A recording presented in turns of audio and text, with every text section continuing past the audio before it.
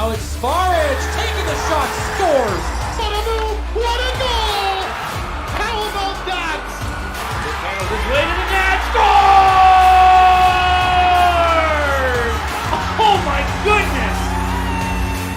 goodness! What's up, folks? This is NOJHL Game Day. Alex Bastivansky here, welcoming you back inside our league studio. And get ready, get set, because there are some Titanic tilts ready to go down today. Let's get you all set up before the puck drops in just a few minutes.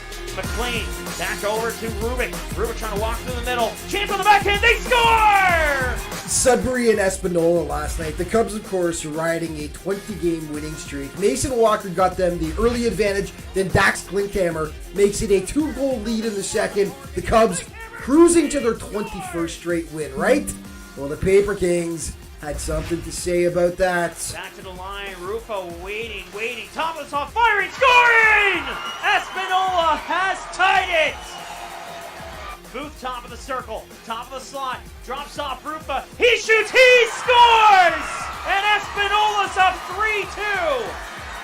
A patrol to the front of the net, taking a shot, deflected, cleared off the backhand, down the ice, and in!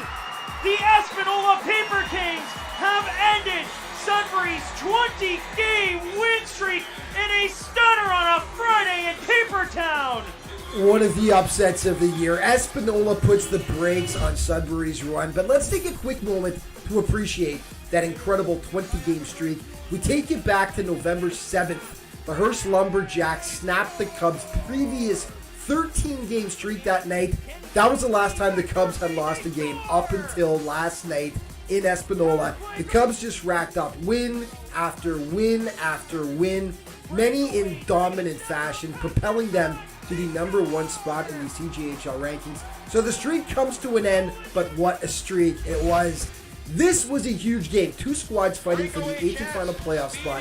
Rapids versus Storm. French River makes it a 2-0 score off this Alexander de Vitali. It stayed that way until the third. Fletcher. Here comes Mayo. Has a man. Breakaway chance. Mayo walks in. Score! Jordan Mayo! Valanis centers it out front. Nobody there. Haslam steps up. Takes a shot. Hit a stick of parity and bounces once and gets by Maverick. Fletcher now along the boards, walking out of the corner. Mayo had it. Puck comes up. Jarvis scores! Jack Jarvis rips it home. It's a 1-goal game once again. Towards the line, Grishishev kept it in momentarily. Here's DeBuca, shot, score! Short side. French River pulls away ultimately for the win. They are now just 2 points behind the Storm for 8th, with 2 games in hand as well. One more game for you, Blind River facing Kirkland Lake. The Beavers strike first off maybe the weirdest goal of the year so far. AJ Saday's shot eluded Mason Janicki. Poor Janicki though, take another look. The puck ricochets off the stanchion and past the stunned keeper. Ouch. And the Beavers kept on coming. Kalen McQueen, pow, rips it top shelf to make it a 2-goal game. The Miners get one back, though, passing perfection on the power play here. Jordan Ficker cuts that deficit in half. In the second, however, the Beavers put it out of reach. Wyatt Gibson sprung on the break, makes no mistake. Blind River cruises to the 6-1 win, and those Beavers will look to keep their hot play going tonight. They are in Powassan facing the Voodoos. The teams have split 2 games this season. The Beavers 9-1 over their last 10 contests, while the Voodoos are 4-4, 0-2 over that stretch. The Sioux Eagles will be out for revenge against the Gold Miners after getting upset by them last weekend. Sioux are 2-1 though against them this season. Eagles 8-2 over their last 10. The Miners 3-6-0-1 over that time. French River in Hearst to face the Lumberjacks. The teams have split 2 games. Hearst continues to roll.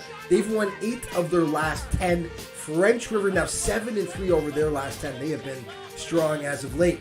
Sioux Thunderbirds taking on Iroquois Falls. The T-Birds 2-1 against the Storm so far this season. The Storm 5-4-1 over their last 10. Sioux also exactly the same, 5-4-1 over that stretch. Primetime player from last night, it has to be James Meredith of Espanola. He was absolutely massive helping to end Sudbury's 20-game winning streak. He stopped 40 of 42 shots against the Cubs. Play of the day brought to you by BrokerLink, auto, home, and business insurance. BrokerLink, life is confusing. Your insurance shouldn't be, and we are giving it to the super rookie Jordan Mayo for this gorgeous goal. Side takes a shot, good blocker, stopped by Fletcher. Here comes Mayo, has a man, breakaway chance. Mayo walks in, score! Jordan Mayo!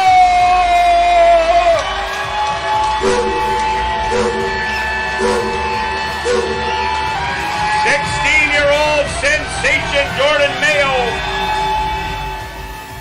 And that is going to wrap things up for today's show. But just a reminder to stay up to date on everything that's going on in the NOJHL all throughout the season. You can head to the league's official social media outlets. Thanks for watching, folks. And now it's time for the puck drop. Off to the rink we send you. Enjoy the game.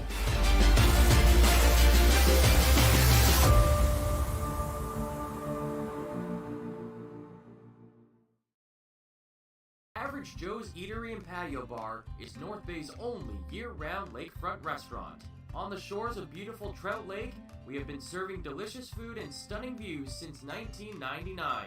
Indulge in one of our delicious menu items or simply sit with a cocktail in hand and watch the beauty of Trout Lake before your eyes. Check us out online at averagejoes.net or visit us in person at 3501 Trout Lake Road, North Bay. The Goalie Resiliency Podcast, hosted by Chris Dawson and Dr. Rob Graham. With player interviews new and old, goalie insights, and everything you need to know about being a netminder, this is the podcast to check out. You can subscribe at youtube.com/goalieresiliency or instagram.com/goalie_resiliency.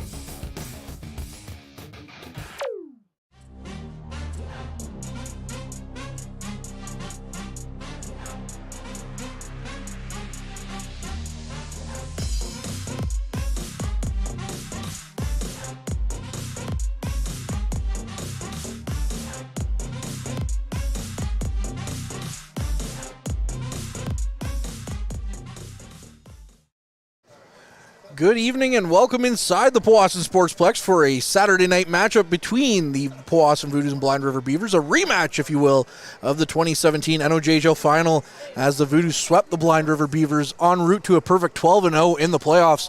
I'm Courtney Kenny, he's Ben Sargent, and we're here for what promises to be an exciting game as the strong and fast Blind River Beavers come into the Powassan Voodoos barn, and a team that has kind of been spinning their wheels as of late. The last game that we saw the Voodoos play here at home, they were up 3-0 against the Greater Sudbury Cubs. They fell 6-3 in that one, and they are coming off a 4-3 overtime loss at the hands of the French River Rapids last Saturday in Noelville. Ben, should be a good one here tonight. Yeah, and the Rapids are rapidly becoming kind of the nemesis for the Voodoos, and which hasn't been a thing in the last couple of years. Now, technically, you could say the Voodoos are on a one-game winning streak after a game that was supposed to be against Elliott Lake.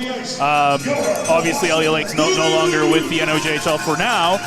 But so if you look at the schedule, it looks like they're on a one-game winning streak. But as you said, they dropped their last two. Blind River, on the other hand, have won 3 in a row, including that's coming off after dropping 8-0 loss to the Sioux Eagles. They've won their last 3. It's going to be a very interesting game between these two. Of course, these teams are split 1-1-1 record this season between them. Their last meeting, they dropped a 2-1 decision in Blind River back in November for the Voodoos. So they're coming back with a lot of new faces since the trade deadline came and passed.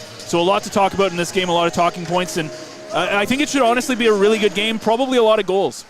Well, we'll have to hear those talking points here after the national anthem, so we'll be back as we hear from that. We'll come back with your starting lineups and the puck drop after this. Extended illness. An honored member of the Sudbury Sports Hall of Fame, McCourt had a distinguished 25-year career as a linesman in the National Hockey League, and following that, he continued on with the NHL, serving as an officiating manager for well over a decade. All the while, McCourt was instrumental in the continued development of the NOJHL's officiating program over the past 12 seasons. With the supervision of game officials, he presented abounding direction in their continued progress. He was also a key member of the NOJHL's official supervisory staff in the day-to-day role of the betterment of the league and its on-ice officials.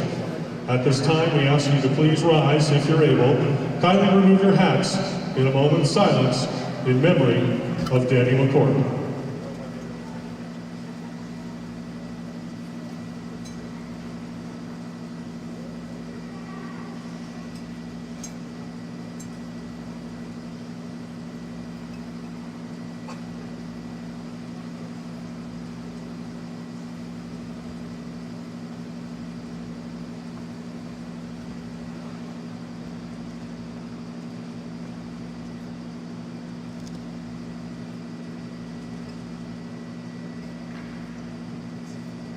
Thank you. We ask you to continue to rise, remove your hats, and join Paul Pruno for the singing of the American and Canadian national anthems.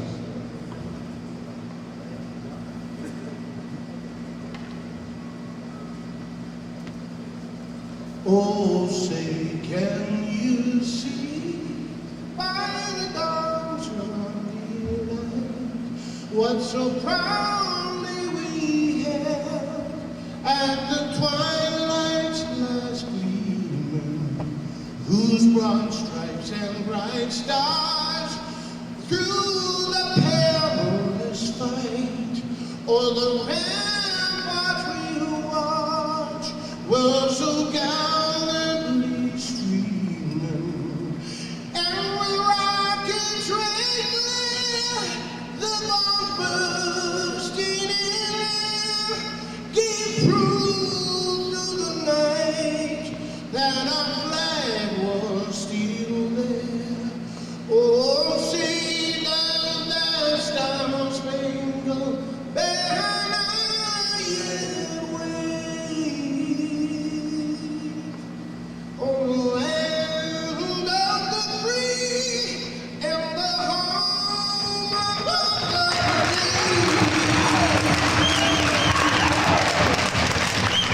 oh, Canada, our home and native land, true patriot love in all of us command.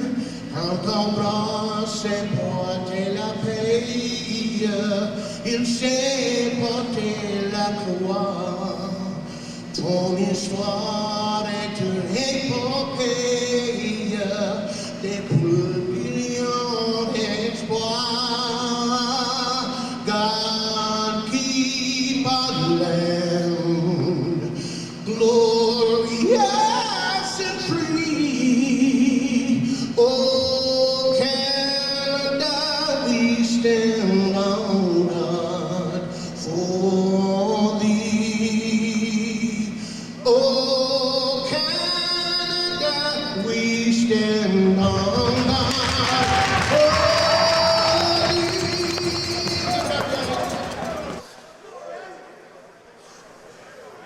Tonight's starting lineups are brought to you by the Clubhouse by Gateway Golf, located on Oak Street East in North Bay, Ontario, with over 200 plus real-time courses, simulator arcade games, and delicious eats. The Clubhouse is North Bay's newest social hangout.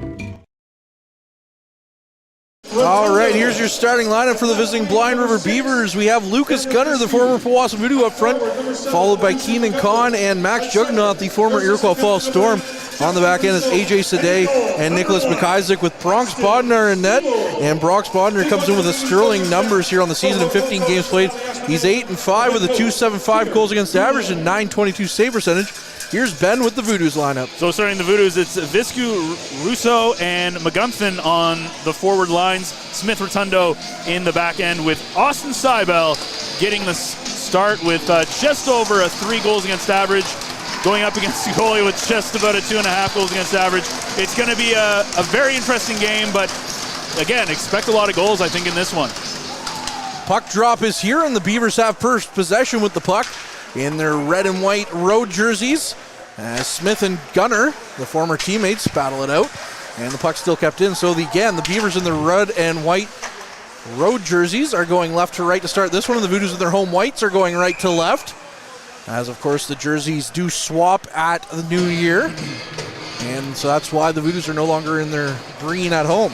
Well, if you're a Blind River fan, of course, you're going to be wanting to keep an eye on Owen King. Leads the Beavers 34 goals on this season, only second in the NOJHL in scoring to Lucas Signoretti. So keep your eye on him this evening. McIsaac with a shot, hit a body and went wide as the puck nearly comes across and almost found Gunner. Now it's Viscu going the other way. Viscu with some speed. Viscu walks in, goes across the ice. And that's going to be our first penalty of the game. We'll be going against the Beavers as we have a Voodoo player down and out, but he's slow to get up. He does get up. And I believe that's McGunthan who's down there. And Bodner was right there to make sure he was okay. As the Voodoos had a good scoring opportunity there, but the centering pass from Viscu couldn't connect. Well, one of the things about the Sportsplex is it's a very small rink. There's a lot of, you can get off the break very, very quickly. We saw that there. Good early start for the Voodoos, and not a great penalty to give up, but potentially necessary, or else might be 1-0 Powassan.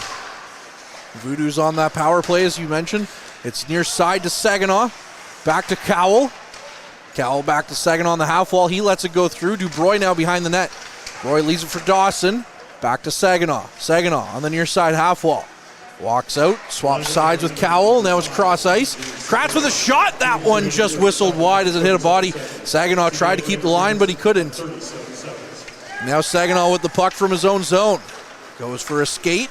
Walks down the ice. Walks into Beavers territory. Lost the puck, though, and is sent right back down to the Voodoo's end. Seibel out to play it. McQueen right on him. Seibel fakes him out. Leaves it for Kratz. The birthday boy, turning 20 today. Happy birthday, Zabumafu. Now it's Dubroy. Out front, Saginaw with a chance, and that one is blocked by the Beavers and sent back down the ice. There's another Voodoo's birthday that we will have to talk about at some point, too. A lot of birthdays happening. Lots of birthdays. January is just a month for birthdays, apparently. Dubroy in with a head of steam. Puts the puck around the ice. Now Jack Nolan has it. Sends it right back and is picked off by the Beavers. Eric Whitelaw is also celebrating a birthday today, a new Voodoo. And, of course, as we mentioned already, Caden Cowell's out there. He's returning after missing last Saturday's game with the flu. And now we're going to have another penalty called here for hooking. Just trying to see who it's against. I think it's against Jackson Smith. So now that'll end the rest of the power play, and we'll go to 4-on-4 for less than a minute. Yeah, very interesting. A good start to the penalty power play, for the Voodoos, as they got a couple of good opportunities. As soon as the Blind River, though, as soon as they cleared the zone, Voodoos had troubles getting back into the zone and stirring something up. Then not a good penalty to give up in their own defensive zone, trying to break things out, and now it's going to be 4-on-4, and we're going to be able to see the Beavers' first power play opportunity as soon as it expires. Van de Ven with the puck, up for King.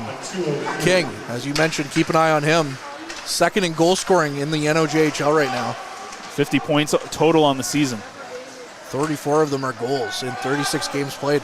Yu, back to King, looking to get it back out to Yu. And now it's back for King, but a good stick there by DeCallaway, knocks that away. Now DeCallaway with the puck, gets it out. Played it across the ice, was looking for Whitelaw, but it missed him. As now we're back onto the power play now for the Beavers, and they're having trouble getting out of their own zone. Behind the net, Blind River starts out. Walking down the ice, Misa saw an opportunity and tried to pounce. And now we're going to get an offside call here against the Beavers with 1:03 left on the man advantage and 3 minutes gone off the clock exactly. Yeah, this is going to be a really interesting game as the CJHL trade deadline just, of course, passed, and a lot of new faces here for the Voodoos. If you haven't been following the last couple of games, and we've mentioned a couple of them, Whitelaw, Saginaw, just a couple of those. And we'll talk about that as the game goes on, but it'll be interesting to see how the new additions, how they handle and make some impacts here in this game. Puck in the Voodoo zone, sent out. Was looking for the outlet pass to Cowell, who's been picked up where he left off after he came back from injury. Hill on the near side. Fouls it back to Sadeh. Sadeh fanned on it. Cowell wasn't in a position to pounce, or else he would have been home free. Hill, near side to McKindu. McKindu walks in. Good stick there by Cowell, knocks it off, but it's kept in by Sadeh. Now Russo sends it right into the bench. Maybe he has an issue with Trevor Wing or Peter Goulet over there as he threw it right at them. Well, we talked about some of the newest additions, and of course, some of the big subtractions for the Voodoos over the past couple of weeks has, of course, been they let go Lucas Gunner. Nathan Peltier left, who was a big scoring threat for them. Jeremy Schoenborn also leaving. So they did lose quite a bit of offensive prowess, also some big physicality.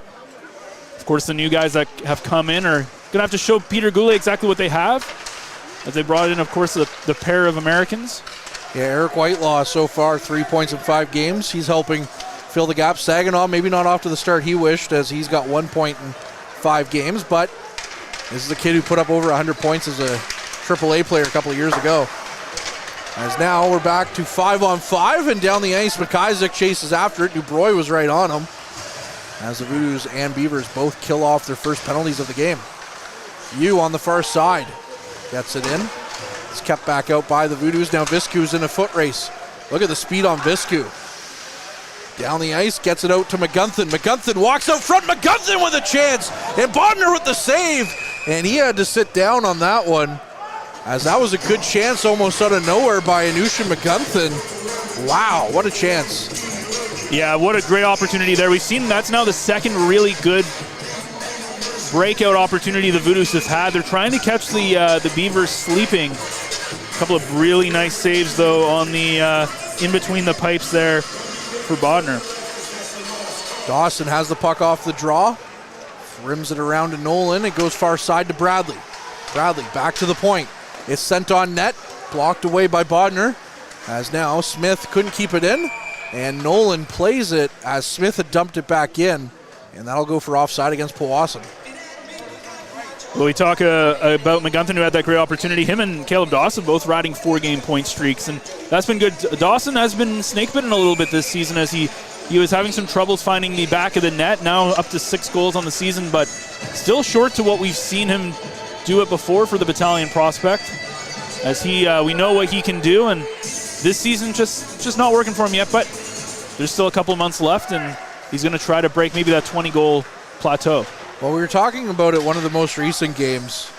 I think it was with Thomas Mercier when the Cubs were in town, that, you know, we sit here and say maybe Dawson hasn't had the season that he wanted to have. He's still a couple of points away from breaking his career high from last year, though, in less games. So that's impressive, as the Voodoos get another good chance there in the slot. McGunthin flings it right back in for Viscu. Viscu to Russo. Russo back to the point. Now Rotundo walks the line, takes the shot, was looking for the tip. And now the puck comes out for the Beavers. Back out, Russo to Viscu. Viscu walks in, and that's going to go for offside here against the Voodoos again, as Viscu was tripped up at the blue line. And that play almost started. It was a great stick from DeCallaway, who was able to stop that right at the center, at the red line, able to break out, unfortunately just offside.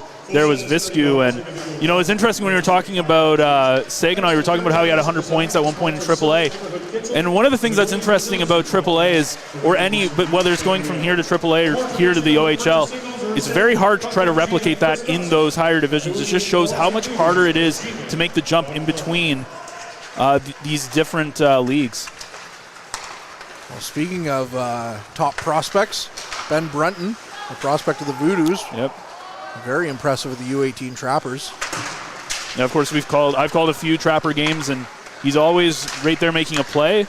Could be one of those guys who goes in the first overall potentially in the upcoming OHL priority or U18 draft. I mean, he's one of the top AAA players in Canada right now. Down the ice, McKindu walks in. Tried to throw it cross ice, missed everybody. Now Saginaw gets to it on the far side. Saginaw up the ice for Boys. Boys walks in, goes around behind the net, left it there. He was looking for Dubroy. And now the puck back down the ice. Kratz had it in the neutral zone, flipped it to McKillop. Now it's flipped in by the Beavers. Now Kratz has it again. Throwing it cross ice to McKillop. McKillop behind his own net. Gibson right there. McKillop looking to set something up. Doesn't like what he sees, though. Now he flips it out of his own zone. No, Hill kept it in. Hill behind the Voodoos net, stops up. Kratz all over him. It squirts free to Whitelaw. Whitelaw down the ice. His puck missed McKillop. And now it's into Beavers territory as McKillop takes his man off the puck. Bodner picks it up. And we'll get a stoppage here. Speaking of that top prospect, Ben Brunton, though, if you like hockey cards, well, he's part of the Voodoos set pack of hockey cards you can get for $30 from the Powassan Voodoos right now. Not to deter you, there might be a frontline card in there as well of our broadcast crew, but don't let that diminish the value. Or add to the value. I mean, we try our best. Who knows? That might be a collector's. Could be. Doesn't say happy birthday Mike Brown on it, though. Yeah, and that's probably the worst thing about it. Yeah, terrible. Get rid of it. Every player who's here has a card, although it's not as updated as Shunborn still has a card in there, and I believe Gunner does as well. As now Gunner's number 13 for the Beavers. Rotundo played around to Smith. Smith with the puck gets it up and to Nolan. Nolan tried to feather it through to Bradley, but it's knocked out of the zone. Now Nolan tried to feather it back in. Held up at the blue line again, but now the Voodoos pick it up as Bradley dumps it in.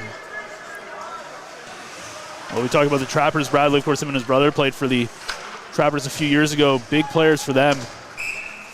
Icing call here against the Beavers. Yeah, loads of AAA players from that Trappers organization. Anthony Boyce, Caleb Dawson, Heath Bradley. Of course, they went on to win the Greater North U18 League and that trophy, which, I mean, if you look at the Trappers this year, probably, well, who knows? It's the playoffs, but yeah, if things go the way they should, we'll most likely be lifting the trophy again this year. Really, I mean, you can't bet against Ben Brunton and Cameron Lockhart. They're so good up front. Yeah, and goaltending, they've been very fantastic as well. Yeah, Coates and Ruddy. Coleman with a shot from the point, misses the net to Callaway. Tries to get another one. Russo plays it around. Viscu picks it up. Viscu back in deep for Russo. Russo twisting in the corner. Got it to Viscu, tried to throw it out front, but it was picked off by the Beavers.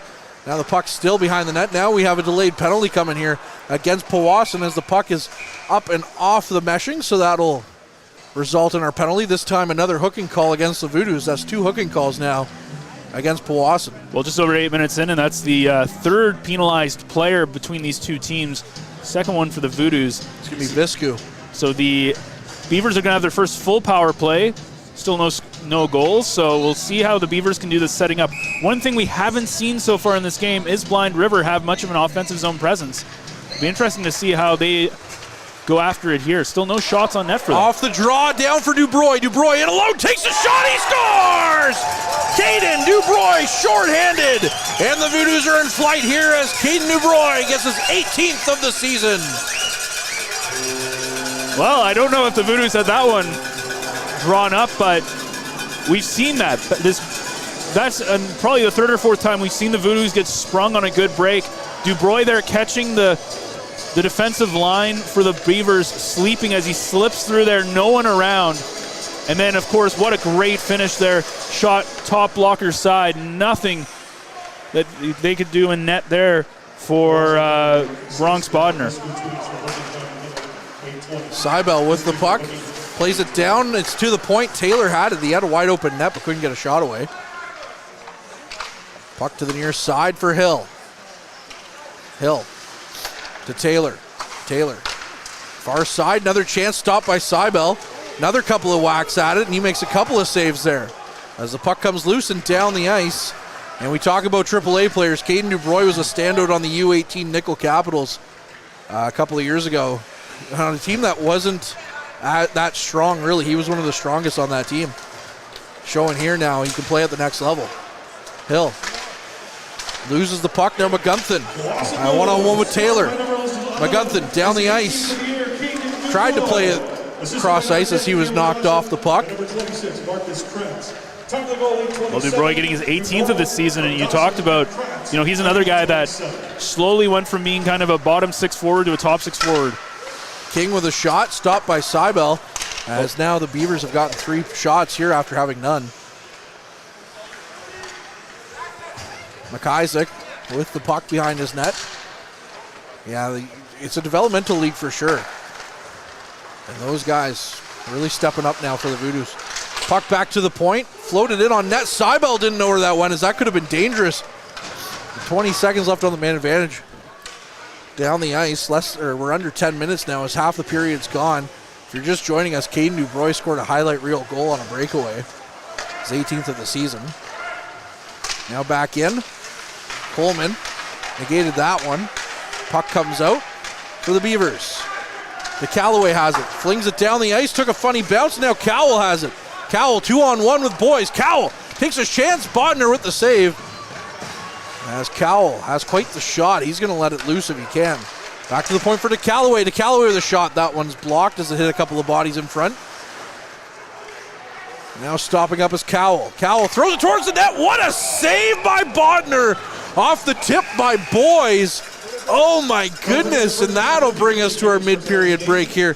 So we'll be back with more hockey on the other side of this.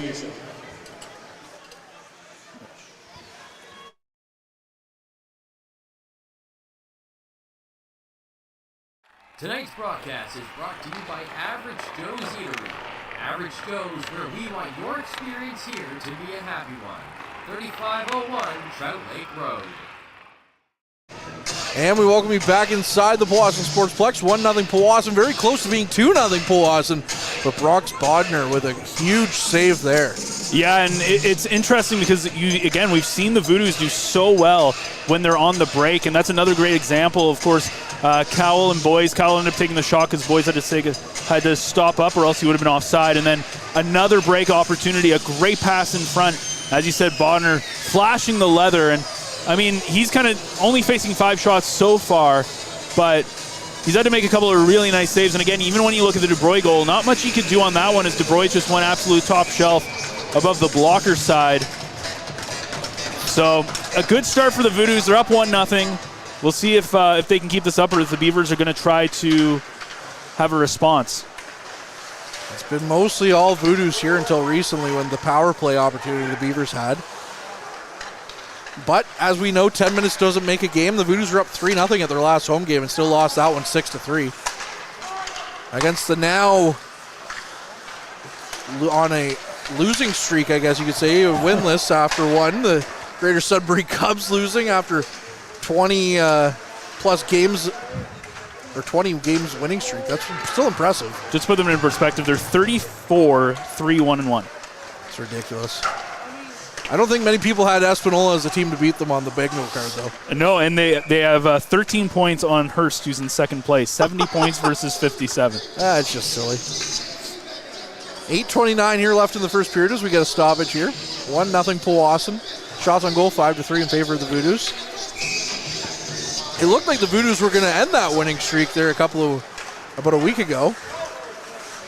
And then came out for 40 minutes of, dare I say, lackluster hockey.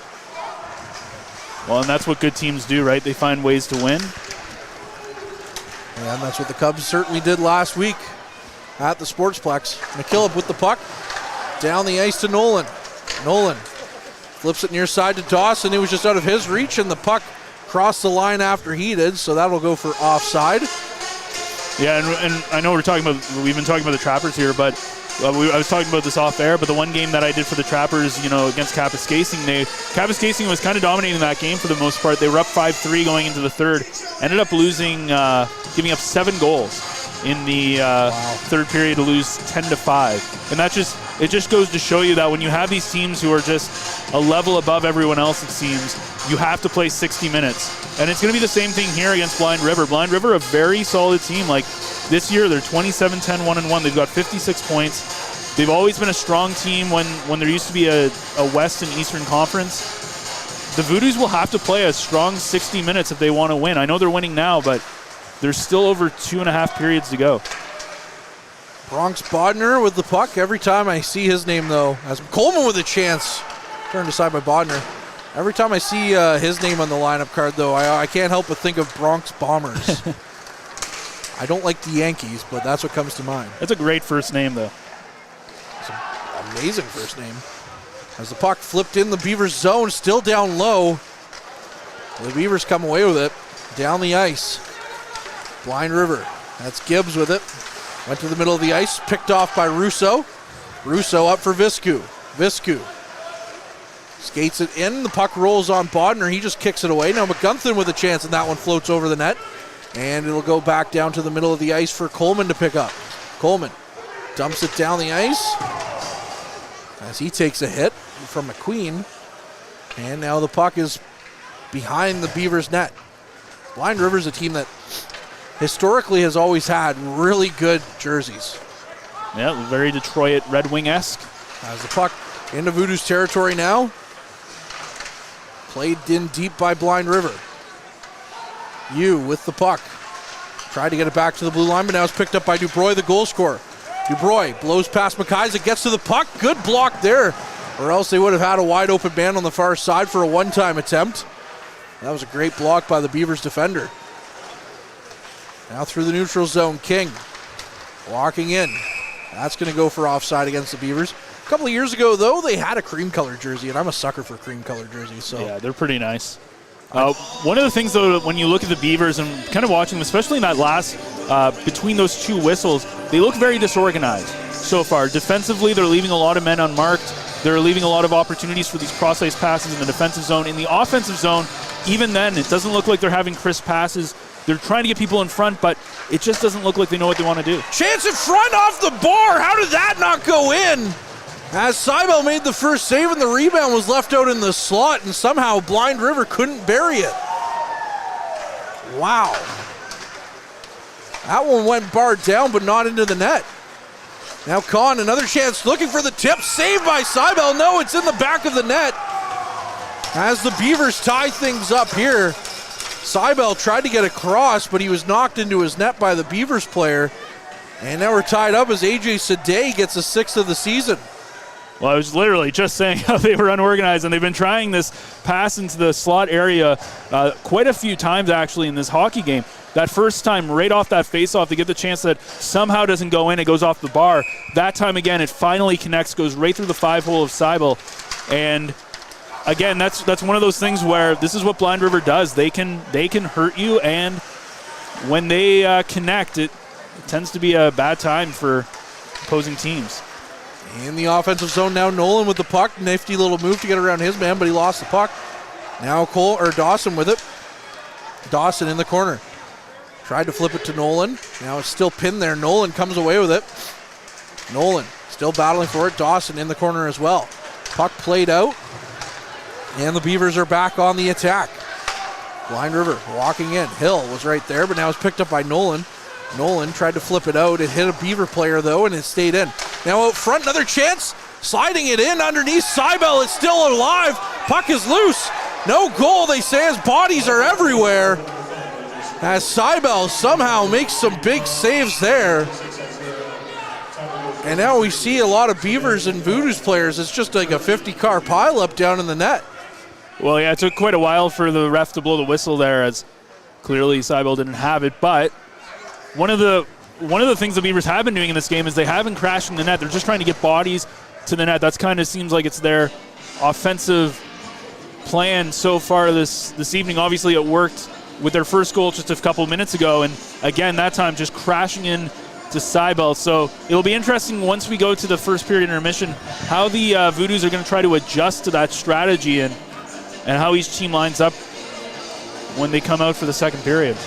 Remarkable that there's no penalty that came out of that, too, for either side. It definitely did seem like there were a couple of warnings, though. Oh, for sure there was. As we're back underway here, McQueen flips the puck in. Over into the corner now, Rotundo. Flips it around behind the net to Smith. Smith with the puck. Plays the puck up. He's looking for McGunthin. He found him, but now the puck is loose and sent back into Voodoo's territory. McGunthin chasing after it. Less than 5 minutes left here in this first period. We're knotted up at 1. As McGunthin down the ice, it's going to hit off Bodner as he was looking to maybe spring Russo. Bodner plays the puck as McGunthin tried to pick it up again. Now for McKindu. McKindu flips it in. Seibel out to play it behind his net. Seibel lost it in his feet. It's still loose. Now Rotundo gets to it. McGunthin plays the puck down the ice. It's knocked back in. And I was going to say that looked like offside to me, and that's what they call it. So We'll get another stoppage here at 4:28 left in the first. Still tied at 1 on offside. And what we've seen in the last 2-3 minutes of play so far is exactly why you need to play a full 60 minutes if you want to beat a team like Blind River, as they really, again, felt disorganized. They felt like they were a step behind, and then all of a sudden they've kind of turned on the Jets here. Now they've had 3 or 4 good goal-scoring opportunities, and the Voodoos, they haven't had a whole lot on their end. McKillop from the point takes the shot, and Bodner kicks it out of play, so we'll get another stoppage here. We talk about this being a rematch of the 2017 NOJHL's finals. Of course, if we're going to talk about historical things, as of course none of the players from those either teams are still in the NOJHL. The other amazing thing, and I'll kind of finish this up at the next draw as we're back underway. Cowell coming in looking for the puck. It's picked up by the Beavers. McKillop plays the puck cross ice, and it's back in. Sadeh with the puck, the goal scorer here for the Beavers. Plays it down the ice. Now it's you through the neutral zone. Stopped up by the Voodoos. Dubroy flips the puck down the ice, and Cowell with some speed. Closing in on it. McIsaac gets to it. Loses it to Cowell, though. Cowell tried to flip it out front. It's blocked by the Beavers. Now back to Kratz. Kratz leaves it. Cowell picks it up in the corner. Cowell walking to the front of the net. He's held up. Nothing coming on that. Now Kratz plays it right back to Cowell. Cowell back to Kratz. Tried to throw towards the net. It somehow got there, and Bodner had to be strong on that one as he makes another save. Puck to Kratz now as the Voodoos are getting all sorts of offensive zone time here on this shift.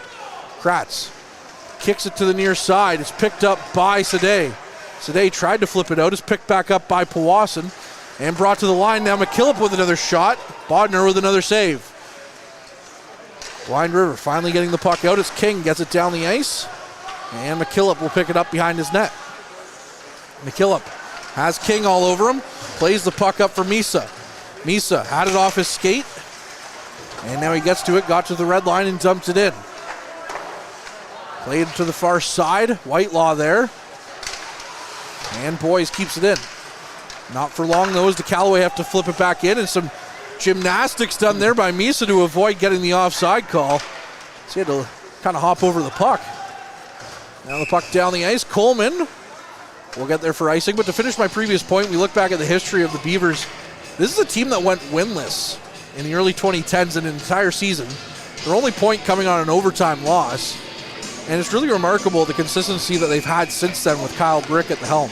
Well, and it just shows you how you have to build up a good program. And we've seen that, like, you know, you look at French River as a good example of that, is a program kind of in progress. And that's kind of what happens. It's not something that happens overnight. It takes many years, and hopefully you get to a point where Blind River is now. Another chance, sharp angle. Missed the net, though. Bradley with the puck. Looking up ice for Coleman. Coleman flips it in. Now it's played to the far side by the Beavers in their own zone. Up the ice. Pass, missed its intended target, but it's kept in by the Beavers. No, they're going to say offside on that one, so we'll get another stoppage here.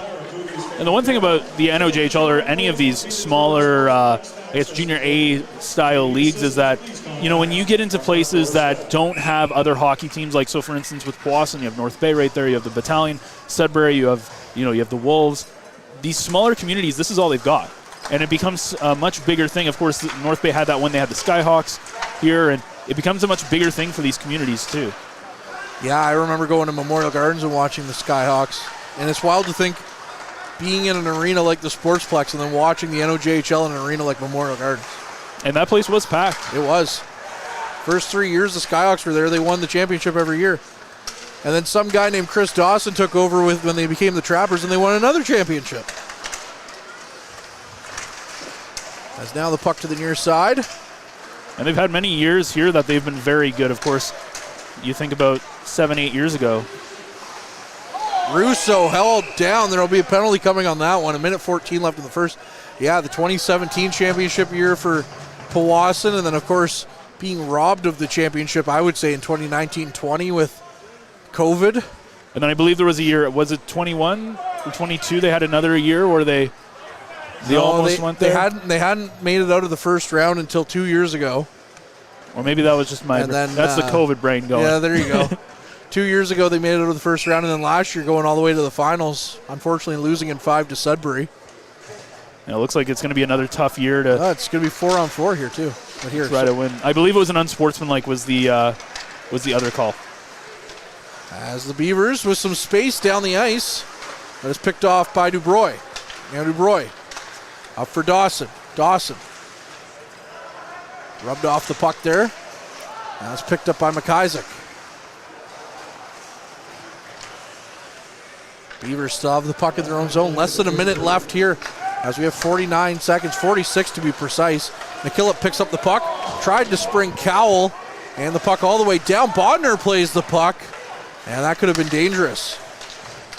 Now back the other way, though, the Beavers. 30 seconds left here in this period. McKindu twisting around Misa, gets it to Cowell.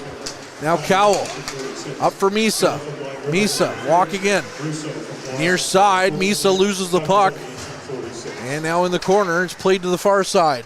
15 seconds here. If the Beavers go, they might have another chance. One last chance to close the first here. As the puck played to the far side, 8 seconds on the clock.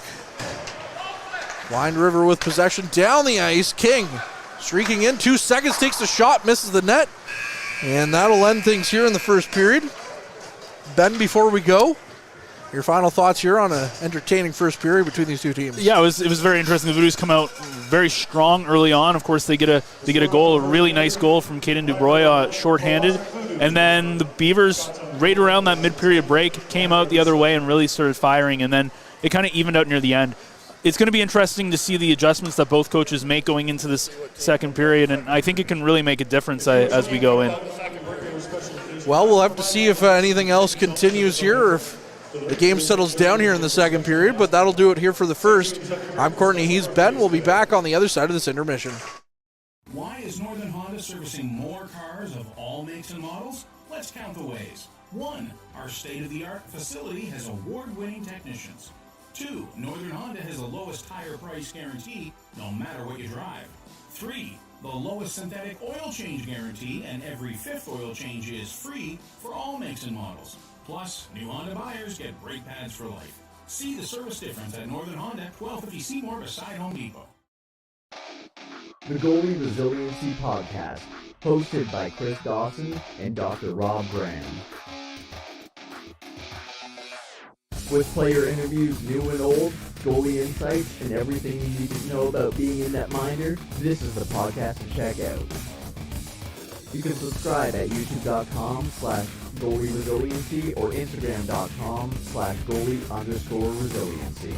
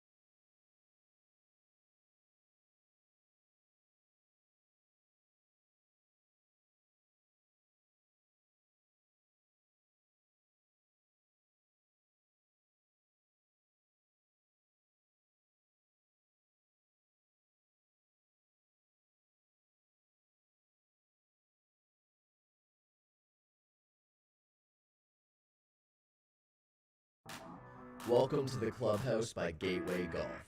Located on Oak Street East in North Bay, with over 200 plus real-time courses, simulator arcade games, and delicious eats, the Clubhouse is North Bay's newest social hangout. You can book times now at gatewaygolf.ca or come visit at 245 Oak Street East in North Bay, Ontario. The Goalie Resiliency Podcast, hosted by Chris Dawson and Dr. Rob Graham. With player interviews new and old, goalie insights, and everything you need to know about being in that minder, this is the podcast to check out. You can subscribe at youtube.com/goalie resiliency or instagram.com/goalie_resiliency.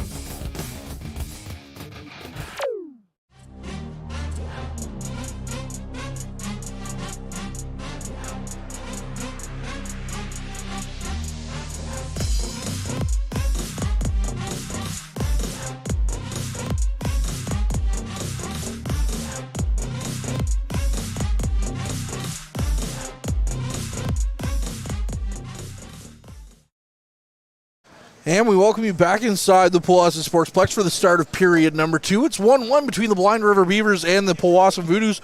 A bit of a note, we were talking about it a little bit. Caleb Dawson, with the assist in the first period, he now ties his career high in points at 23. Yeah, and again, like early on in the season, I believe the last game I called, which was back, I think, in the end of November, he only had one goal, I believe, at the time. So he's definitely picked up some points again, coming on a 4-game point streak right now, and that's so far could potentially be in jeopardy here. But it's going to be interesting, I think, coming into the second period. What I said at the end of the first period was, are we going to see a lot of adjustments from either team? And I think this is going to be an interesting second period. And I always like to say that second periods are very make and break. Like, we could be going into this third period 1-1, 2-2, 3-3, or it could be a 3-1, 4-1 game for one side. So very pivotal period that we're coming up to, and I think whoever gets the fast start here, it's going to be 4-on-4. I think that's going to be the key, is for both teams to come out firing right away and try and get an early lead. 4-on-4 for 46 seconds. Courtney Kenny pleased to be joined by Ben Sargent. Looking around the NOJHL, French River holds a 1-0 lead on Hearst halfway through the first period. It is scoreless between Iroquois Falls Storm and the Sioux Thunderbirds up in Iroquois Falls, and Kirkland Lake is currently leading the Sioux Eagles, who will be here tomorrow night, 1-0. And that's halfway through the first period as well. That's the Sioux Eagles who will be here tomorrow night, not the Kirkland Lake Goldminers, by the way. Yeah, and the Sioux Eagles they're a scary team. Like, they're pretty good. The funny thing is Blind River, as I mentioned off the top of the show, they're on a 3-game winning streak. The last game they lost was to the Sioux Eagles. It was 8-0 to the Sioux. It shows them, again, Sioux coming in 2 points behind Blind River, 26-8-0-2. Though they have played 3 fewer games. Blind River with 39 games. When you look at the Voodoos also sitting on 36 games. They're 17-14-0-5, 39 points. There is a bit of a disparity, 9 points between them and Timmins, who are currently sitting 5th. Voodoos, of course, they're in a playoff spot, but they've got they're tied with the Sioux Thunderbirds and Iroquois right there with 35 points. Again, it's going to be tough. The playoffs are not going to be guaranteed like they were in previous seasons, and that's something to watch, especially as we get near the end of the season, as we're into the second half. Not that many games remaining. Not many at all, as only 50-some games in the league. I can never remember the exact amount since they changed it. That's fewer now with Elliott Lake, of course, right? Yeah. Elliott Lake still shown on the standings, and they've been listed at 52 games played. Wow, look at all the games played that teams have in hand on them. Yeah, 52. They're 7-44-1-0 with 15 points. Just a sad situation all around for the Elliott Lake Vikings with their arena situation. As we get set for the second period, Kirkland Lake still trailing Elliott Lake, though, in the standings, 15-13. Excuse me.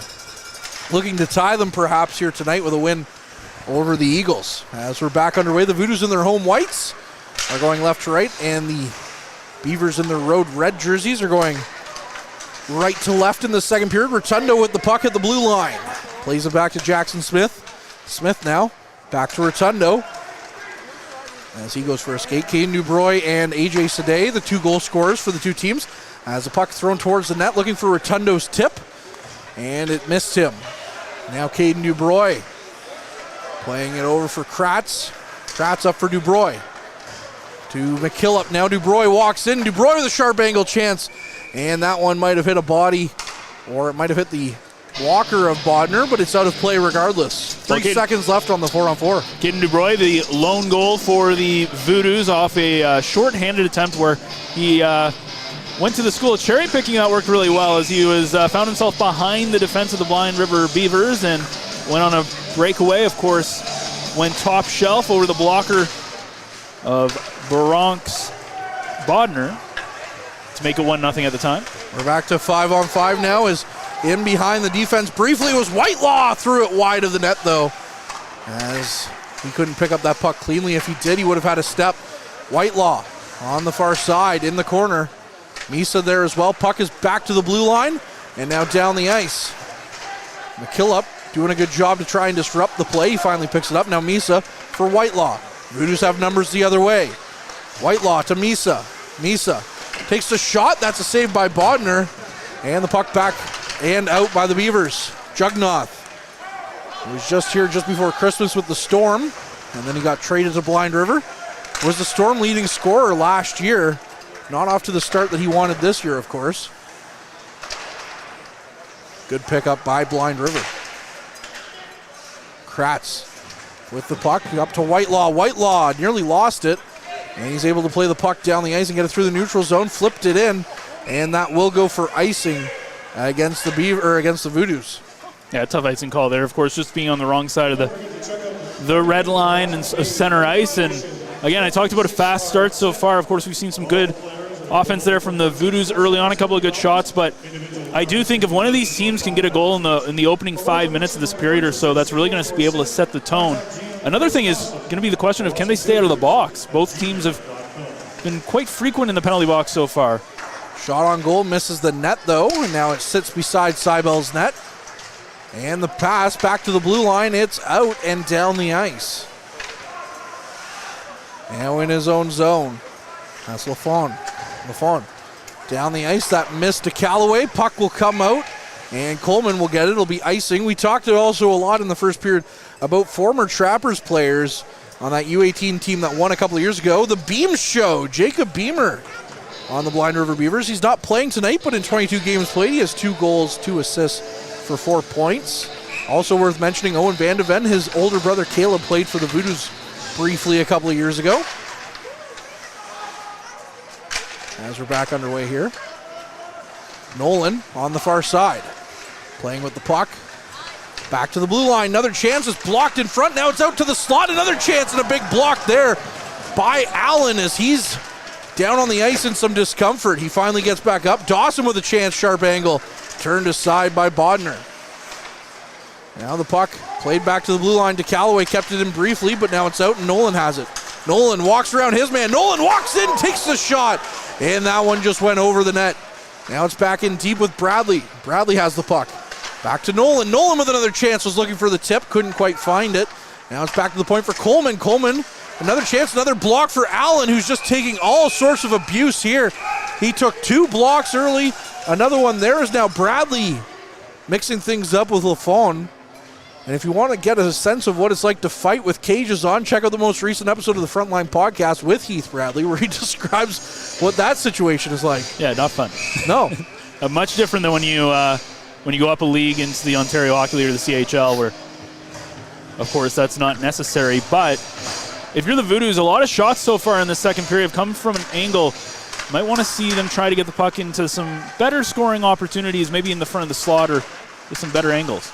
Russo to McGunthin. McGunthin lost the puck, though, on a good tip by the Beavers. Now it's down the ice and past Rotundo. Lux battling with Smith. McGunthin picks it up, and he had the puck hopped away from him. Now McGunthin once again with it. McGunthin down the ice, was looking for Russo. It's off his stick, though. And now the Beavers send it right back down into Voodoos territory. Smith has the puck. Stops up, leaves it for Russo. Russo twisting and turning. Plays it for Viscu. Viscu out front for Russo. The puck is up and nearly hit the roof. Now McGunthin picks it up in the neutral zone. McGunthin for Rotundo. Rotundo tips it down. Viscu gets it in deep. Van de Ven, the near side. Puck still in the near side corner. Van de Ven comes out there. Puck comes out front. No one was there. And now McKillop keeps it in. McKillop tried to pass it over. Couldn't quite find McGunthin. Gibbs gets to it. Sends it down the ice, but a good stick there negates that. Now a chance here for the Beavers. Takes the shot. Seibel makes the blocker save.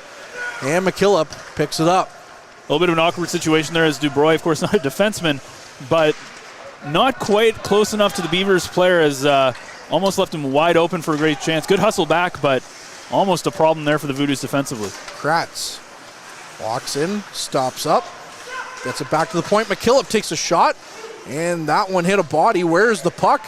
It does come loose. It was trapped up in the equipment of a Beavers player. Now the puck played around to the far side. Cowell kicks it loose. And the puck does come out and go down the ice. That's not going to go for icing, though, as Coleman could have had a chance to play it off the bench. Coleman with the puck, twisting and turning, stays behind Seibel's net. Now Coleman looking for his guys to set up. Comes out, down the ice, passes up for Cowell. Cowell gets a piece of it, sends it in deep. Bodner plays it. Bodner to the near side. Sadeh sends it down the ice. Played to the far side. The Callaway picks it up, chips it down the ice, and that'll be picked up by Lafon in the neutral zone, flipped back down. Now Cowell up for Saginaw. Saginaw on a bit of a break. Saginaw with a chance, and that one's stopped by Bodner. Ryan Saginaw looking for his first here as a Voodoo. Played to Misa. Good chance there off the side of the net. And now the puck comes loose again. Cowell flips it into by the blue line. He picks it back up on a nifty pass from Misa. Cowell into the corner, twisting and turning. Couldn't quite stop up with the puck as he lost it. And now the Beavers pick it up. Blind River down the ice.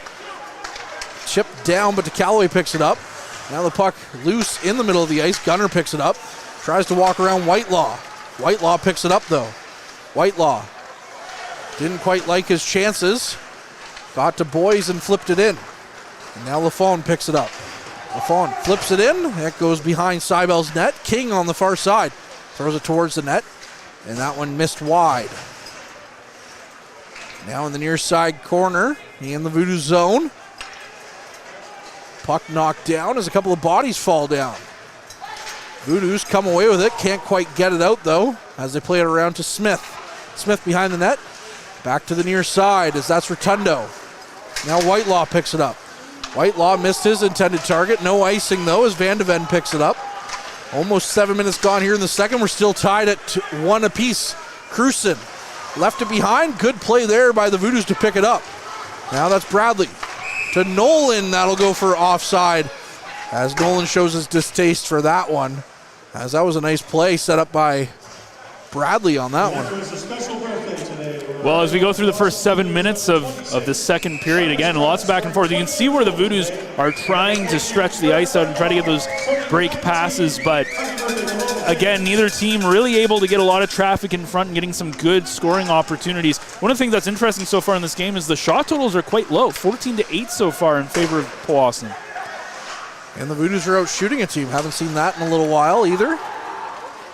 As McKillop gets it to Kratz. Kratz back for McKillop. Up to McGunthin. McGunthin. Far side to Viscu. Couldn't hold on to that one, though, as King got it. Now Viscu picks it up. Looking out front for Russo. The puck is into the corner, though. Back to the point. Kratz with a quick chance. Bodner with a save.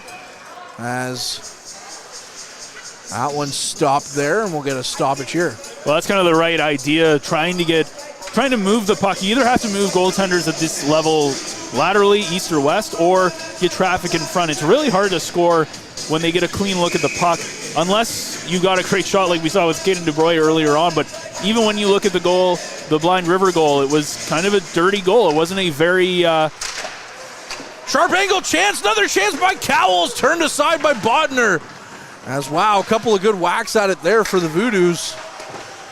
And almost seemingly nothing play. You talked about getting a dirty goal. There's the areas that you go to get a dirty goal. I was just about to say, the Voodoos almost did what the Beavers did earlier, which is kind of what you have to do in this kind of hockey game. You're not, again, we talk about how small this the Sportsplex is in terms of ice surface. It's hard to get a lot of breaks. It's hard to get a lot of wide open cross-ice passes in the offensive zone because there's just so many bodies out there compared to how much space is out there. And you just got to try to take that to your advantage. Shots from the points like we saw from Kratz. Both teams have to try to get into those kind of, as we said, those dirty areas and try and get a lunch pail goal. Saginaw fanned on his clearing attempt, but he picks it back up and goes for a skate. Now McKillop with a shot, and that one's off his stick and goes out of play. 11:51 here left in this second period. And one of the things I'm actually kind of surprised with in this game is the fact we haven't seen a lot of offensive opportunities from Blind River. Now, it's not about the number of chances you create, it's about the number of chances you capitalize on at the end of the day. And Blind River is a team that at any point can take a chance. All they need is one or two chances to get a goal. But I am surprised to not see them take as many shots or as many opportunities as you think they would. Voodoos have also looked good. Well, both teams have looked good defensively in this game, to be fair. Allen, who took a lot of abuse, he'll have a couple of bruises, I'm sure, tomorrow on a few block shots from this one. Back out there is now DeCalloway in a lot of pain down on the ice. Play is called. DeCalloway holding his leg as he's just curled up in a ball. Trevor Wing, the head trainer, coming out. Well, him and LaFawn got tangled up, and I think potentially might have been a knee-on-knee collision. Obviously nothing intentional, but it may just have been the way that they went into the boards together, as immediately he was grabbing onto his leg. Not good, of course. It's been a big part of this team so far. DeCalloway, he might not be the biggest point getter on the Voodoos, but he's a good stay-at-home defenseman, 5 points in 27 games. And he's been great for this team so far, as he's going to need some help getting up. McGunthin is going to help try and get him up along with Whitelaw, as he's in a lot of pain. He's really favoring his one leg, his left leg, as they get him up. And you just got to hope that maybe it's a bit of a Charlie horse or something that's a very temporary thing, but he'll go to the... he tried to put some weight on it there and nearly fell. So we'll have to keep an eye to see if his night's over or if he will be back maybe potentially in the third period, but... It's not looking good the way he's going off the ice. Parents make it out to every game. And he's already run into some injury trouble, as he had an upper body injury out of Kirkland Lake earlier this year. As now he hobbles off with the help of Braden Haas and Trevor Wing. So we'll try to see if we can learn anything about what's going on there. Hopefully, if it is for the rest of the game, it's not going to be a long-term thing. But the Voodoos now down to 7 defensemen, so we'll have to see how Peter Goulet decides to rotate his defenseman here. You mean 5? Oh, sorry. Yes. Math. 5. There's only 2 per. We like that fun here. It's the weekend. It is. We're not supposed to think on the weekend. Boys, trying to get out of his own zone. Puck bouncing. Finally corralled by the Beavers, but now Whitelaw has it. Whitelaw leaves it behind. McKillop has it. Down the ice. Chipped in by the Voodoos, and it's off the top of the glass. And the netting right there behind the net. So we'll get a stoppage here. I think it's because the goalies are also on the same kind of area as the defenseman on our sheets. Yeah, that's sure. I think that's where I got that from. That's what I'm going to say to myself. You can't count the defenseman, but how many birthdays has Mike Brown had? Probably about 900 at this point. Good for you. Happy birthday, Mike. 901. Wow, what a milestone. That is. It's almost as old as Yoda. You don't look a day over 500, Mike. Bradley trying to throw his weight around. Leaves it for Smith. Now it's the Beavers back out front. Taylor takes a shot. That one's blocked by Smith. And now Dawson gets to it. Dawson near side to Nolan. Nolan try to get around his man. But it's picked off by the Beavers. And down the ice they go. Taylor. Far side. Picked up off a body. And now the Beavers still have possession in the Voodoo zone. McQueen tried to take a shot. It rolled off his stick and out of the zone. Now it's picked up by Blind River. McQueen going cross ice. It's knocked down by Blind River. Rotundo gets to it. Throws a hit. Beavers still with possession. Near side, Sadeh takes a shot. Seibel makes a save. And now the puck is loose for the Voodoos. Down the ice, Rotundo got it to Dawson. Dawson left it for Nolan. Nolan walking in, takes a shot. He scores! Jack Nolan makes it 2-1 on a nice drop pass by Caleb Dawson. It's Nolan's 12th of the season. Well, we talk about not a lot of chances from either end in high-scoring places, but all it takes is one chance to convert it into a goal, and that's exactly what happens. Dawson drops it back, crashes to the net, gets his body in front of Bodner, and then Nolan, of course, just snipes it. And when you look at both goals so far for the Voodoos, both of them clean shots and really nice goals. And just coming into this, as we get close to that mid-period break, it really feels like a deadlock, and that's a huge goal for the Voodoos as they'll look to take this lead into the third period. Caleb Dawson with 2 assists now in this game is now up to 24 points. He's broken past and set a new career high from last season. It was 23. Now he's up to 24 in just 35 games played. Also extends his point streak as Kratz gets a shot. It's off into the meshing. He'll extend his point streak to 5 games. That should bring us to our mid-period break, though, here on the front line. It will indeed, so we'll be back with more hockey on the other side of this. Tonight's broadcast is brought to you by Average Joe's Eatery. Average Joe's, where we want your experience here to be a happy one. 3501 Trout Lake Road. And we welcome you back inside the Powassan Sportsplex. Courtney Kenny, pleased to be joined by Ben Sargent, cameraman Mike Brown, and Harrison from the Garrison. Harrison Clements down at ice level along with Cassie Millen, getting some good footage for social media. Go check us out on Instagram and check out our stories if you want to see some angles. Might be a little bit biased towards the Voodoos, but some angles on some nice goals by Powassan and plays in general. Yeah, they only stay in that one corner. Well, no, Cassie goes down there in the other periods. There you to go. the other side. For the people that at home that don't see where I'm pointing. So it's 2-1 currently for the Voodoos. Of course, a beautiful goal from Jack Nolan early, just a minute ago in the last bit of play. And I think if you're the Voodoos now, the big key in the next 9 minutes and 19 seconds is you want to go up 3-1. You want to get one more goal and really kind of put this game to bed a little bit going into that third period, because you've got a lot of momentum and you got to take advantage when you have it, because Blind River can turn this game on a dime. Both goals against Bodner were clean shots. Dubroy on a break and Nolan on a nice shot from the high slot. As now Dubroy with the burst of speed into the offensive zone. Stops up, leaves it for Cowell. Cowell throws a hit, and the Beavers pick up the puck again. Lux lost it, though, as a good stick there. Knocks it away by Dubroy. That's a great defensive play by Caden Dubroy on a good back check. One of the things with Peter Goulet teams is they work hard, and you see that from both ends of the ice. McKillop down the ice. It hits Lafon, though, so it's picked up by Saginaw. Saginaw now walking in. Saginaw cross ice. It's a good block there by the Beavers. That's Allen who got down to negate that. We've seen a couple of good blocks by the Beavers here tonight on the 2-on-1. Saginaw looking for a tip.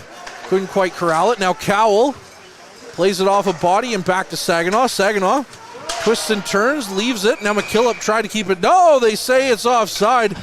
From where I'm standing, it looked like he kept it in, but the linesman is right on the blue line for a reason. Yeah, I don't think Saginaw was happy with that either. He put his arms up as he went around, but yeah, and that just shows, again, a great back-checking there from the Voodoos as, again, it was Caden Dubroy with a nice little stick, and you even saw Caden Cowell also down there making some nice plays, and that's what creates the offense. You see those opportunities, keeping the Beavers away from the offensive zone. That creates chances the other way.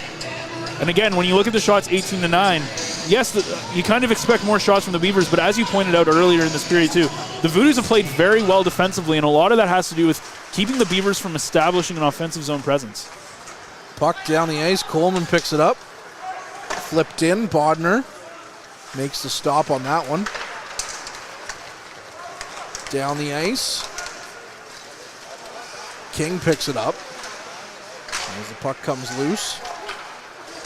And now a good chance here for Powassan, but Blind River picks it up. Whitelaw with the puck. Flipped it cross ice, couldn't quite find his man. Now it's played back to the line. Smith with a shot. Bodner had to be sharp on that one. Now King walking in. King splitting the defense. A good play there by Smith negated that.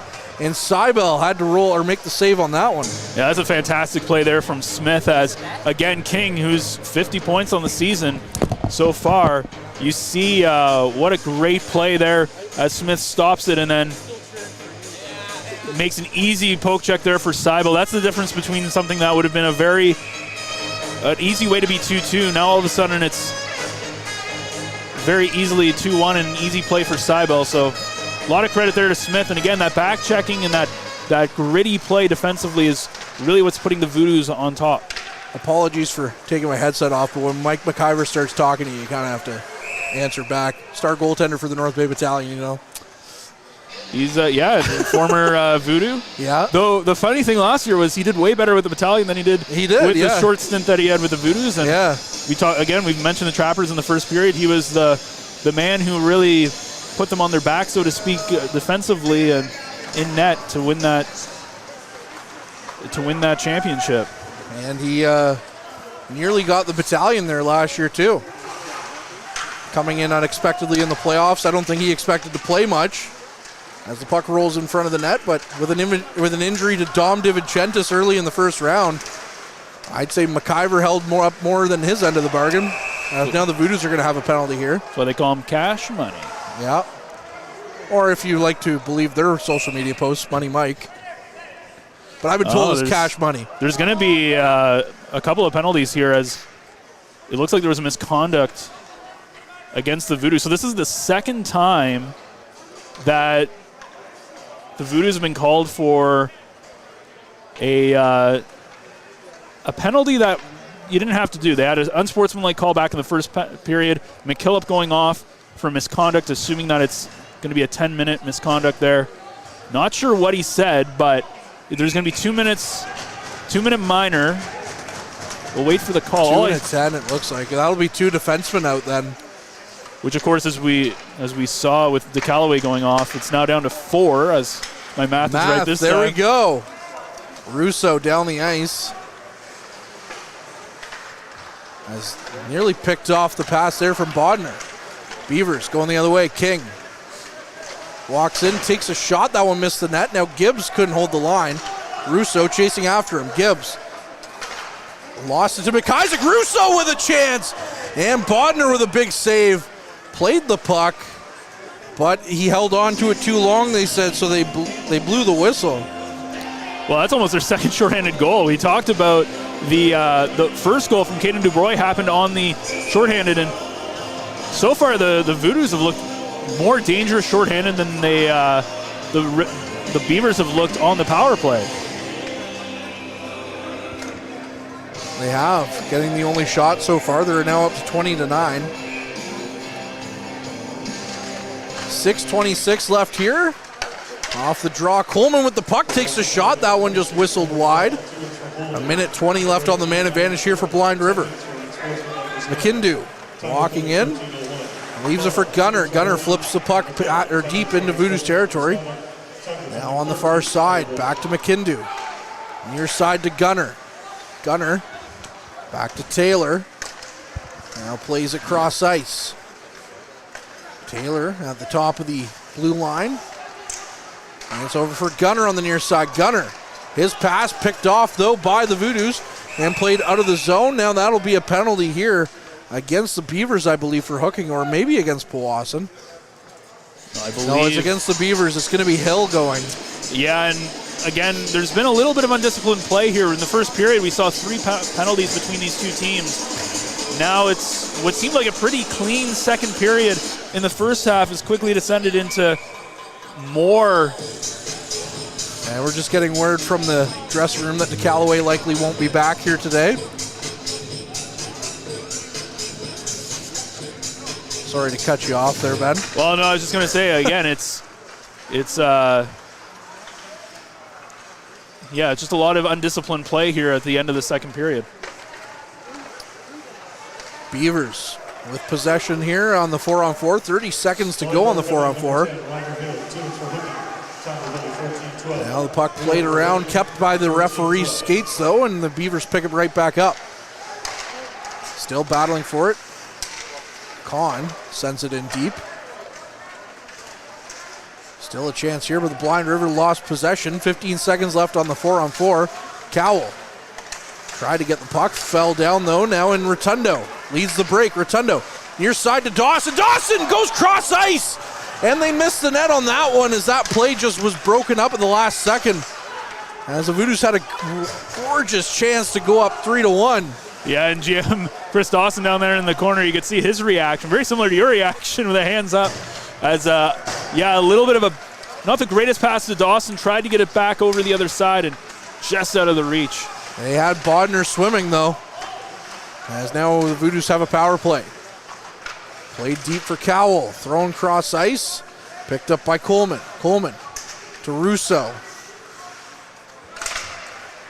Back in, Russo now in the corner, still battling for it.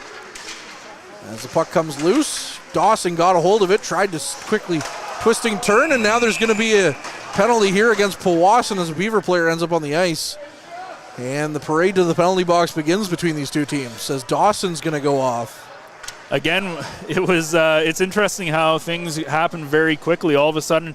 Though, surprisingly, outside of the shorthanded goal from De Bruyne early on in the first period, special teams hasn't really played a hand in this game so far. Neither team really being able to take advantage of the power play opportunities they've been given. But that being said, Hill's still in the penalty box as well, so it'll be a bit more 4-on-4 with just over 4 minutes left. Voodoos, of course, still with a 2-1 lead. So I think at this point they just want to take that 2-1 lead to the dressing room and hope to continue playing really well in the last 20 minutes, how they have defensively. Again, only have given up 9 shots. I think that's a key when you look at this team, and when Peter Goulet looks at the performance of his team, you got to say they have not been giving up a lot of goal-scoring opportunities. No, they have not, as now the referees are going to confer with each other. That'll be 2 minutes for cross-checking to Dawson. 4:16 left in the second period, 2-1. And now the referees are going to go to the scorer's box here and talk it over again. Yeah, very interesting. Again, going back to the McKillop one, he did get a misconduct for unsportsmanlike conduct. So, and 5 minutes against Dawson, so Dawson's getting the game. Come on! Okay, all right. So now the Voodoos will have to kill off the penalty for the rest of this second period. And remember, it's a major, so even if they score, the penalty continues. Well, all right. This is going to be interesting. The Beavers have not looked good on the man advantage so far. In fact, the Voodoos have had more chances shorthanded than the Voodoos have had on the power play. Very interesting to see, I guess, the decision on that call from the refs. I guess they must have maybe felt it was up high, maybe potentially a little malicious from Dawson, though. Well, we'll have to see, like a certain star this week who got suspended from a game but was still named one of the top stars in the league. We'll see if Dawson picks up a second star here in this game after getting up 2 points but being kicked out. King has the puck. It's lost to the Voodoos though. As now Whitelaw tried to flip it down the ice, killing off some time here. Whitelaw with the puck. And now Yu gets it in back deep into his own zone. 4:10 left on the major. 3:25 left in this period. Did you catch what the penalty was, Ben? I believe they said head contact. Ah, okay. Which makes a little bit more sense. That Though does. I don't know if he's out of the game. It might just have been because it's a 5-minute.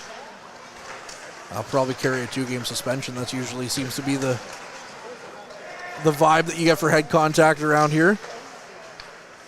1 to 2 games. Which is not good news with the Sioux Eagles coming to town tomorrow. No. Puck down the ice. Gibbs has it at the blue line. And a good stop there by Russo. Knocked the puck back out of his own zone. 3:30 left on the clock and is picked up by Cowell shorthanded.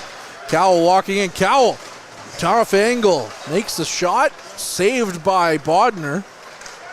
Yeah, that's just being asleep at the wheel for the Beavers. Blind River back to the attack, takes a shot. Seibel makes a big save there. As now we're going to get another call here for high sticking. And we'll get another stoppage here. 2:26 left in the second period. 2-1, Powassan leads. Well, it almost feels like the last 7 minutes of play have taken almost the entirety of the period with the way that we've seen stoppage of play. Again, just a high stick taking the puck out, so the puck will come out into the neutral zone face-off. But again, all it takes, with only having a one-goal lead, all it takes is one good opportunity. But the one thing with the Beavers is they have just not looked sharp. They've looked sleepy on the power play, very sloppy, and you see even Caden Cowell taking a good opportunity from there. Another opportunity here. DuBrois shorthanded, tried to get it across to Viscu. Good block there by the Beavers. And a second attempt is blocked again by McKindu. Another good stick by Viscu. And the Beavers are in fits here. They've had a real tough time getting out of their own zone on this power play. Now back to the blue line. In Voodoo's territory, Blind River has it. Taylor with the puck. Taylor with a shot. That one hit a body and went wide. Now Gunner battling for the near side wall. Back to Taylor. Taylor, far side. It's shot on Seibel. He makes the save up high. And with 2:28 left on the penalty and a minute 44 left in this period, we'll get a stoppage. I will double check. It is a game misconduct, by the way, also obviously for Caleb Dawson, yep. So a game, major plus game. For that, we'll have to see if there is a suspension that comes with it, which most likely there will be. But looks like Blind River looks like it takes out a timeout. And I think this is a timely timeout for them because, again, they've looked so sloppy. They don't look like a team who's down 2-1 on the power play with just a handful of minutes left in the second period. And I think their coach is obviously seeing that and wants to kick it up a gear, get them into gear here for the end of the second period, because pretty much by the time this major comes out, there'll only be about a minute left going into the third period. If you're Blind River, this is a perfect chance to get one, to tie things up going into the second and have an advantage going into the third. And I don't know, again, Laxey Daisy, we've seen DuBrois steals it, Cowell steals it. We talked about how Peter Goulet's teams, they work hard, they forecheck, they make things happen. That's been the difference between these two teams. Blind River has not looked good this game. They don't look like they want it. They also played last night too, so. And until they kick that into gear, which it might be something that happens in the third period, it's going to be hard for them to get back in this game. Cowell rimmed it around off the draw. It's down the ice, and Bodner has to play the puck. Cowell right there on him. As now the puck comes loose, Russo tried to find it to Cowell. Russo again in the high slot. Still giving the Beavers a whole bunch of fits here. Kratz with the puck, flips it right back in. A minute 20 on the left in the period. And King has it on the far side. Now it's picked up by Sade down the ice. Gibbs flips it right back in, and that's you rather. Another shot stopped by Seibel. As they've had a couple of shots here, but nothing that's looked real dangerous either. Yeah, and that's kind of what happens when you disrupt a team trying to gain the offensive zone. We've seen that. The Beavers, again, they've had one opportunity in over 3 minutes of power play time of cycling the puck in the offensive zone. They didn't really get anything going from it. They're not getting transitional play. They're not getting anything in the offensive zone. Just very lackadaisy, and you got to give a lot of credit to Powassan. They've done a great job killing off most of this penalty. Last minute of the second period, I'd just like to point out as a fellow Rush fan, the shots on goal. I did see that, 21-12. Yeah, let's go. Lafon with the puck through the neutral zone. And it's stopped again. Whitelaw this time twisting and turning and threw the puck down the ice. 40 seconds left on the clock. 2-1 Powassan leads. A minute 20 left in the Dawson penalty. So it'll be just under a minute left as we come back in the third period on the major. Now Rotundo into the corner. 30 seconds left here in the period. Puck still stuck up against the end walls. The Voodoos are doing everything they can to keep the puck up, and the Beavers are digging away frantically at it. And that's great work from Rotundo. As they dump the puck in, he just keeps it there, killing time off the clock. 10 seconds now in the period. Beavers looking for one last chance. Van de Ven with the puck at the point. Van de Ven throws it towards the net. That one hit a body and just went wide. And now the puck's still loose. And that'll do it here. The Beavers tried to get one frantically there to end that period, but now the Voodoos will have 43 seconds left on the penalty kill in the third period. It's still 2-1 Voodoos. Ben, your final thoughts on that second period? So I think right now when you look at it, the Voodoos, where they are excelling versus the Beavers is hard work. They are working hard. They're back checking, they're forechecking. They are outworking Blind River right now. And as you said, Blind River did play last night, but still completely outworking them. But the key in this game, and this goes for Blind River as well, it's a 60-minute hockey game. There's 20 minutes left to go. Any shot at any point could tie this game. So if you're the Voodoos, you have to remember there's still 20 minutes to go. And again, you're down a couple of guys. McKillop leaves with an injury. Dawson's out now with a game misconduct. You're missing a lot of people. It's going to be crucial for them to come out and continue playing as hard as they are right now in the 20 minutes. Shots have stayed 21-12 as we head into our second intermission. And some good points raised by you, Mr. Sargent. But that'll do it here for this second period. We'll be back with more Voodoos hockey and Beavers hockey on the other side of this intermission. Canadian Tire North Bay. Whether you're in need of a hockey gear upgrade or some cooking kitchenware to help get you fueled up for the big game. Maybe it's a set of new snow tires or a tune-up to help you get there safely. Stop by the newly renovated Canadian Tire North Bay. Open 7 days a week and located conveniently at 890 McEwen Avenue. They have everything you need for this season. The Goalie Resiliency Podcast, hosted by Chris Dawson and Dr. Rob Brand. With player interviews new and old, goalie insights, and everything you need to know about being a netminder, this is the podcast to check out.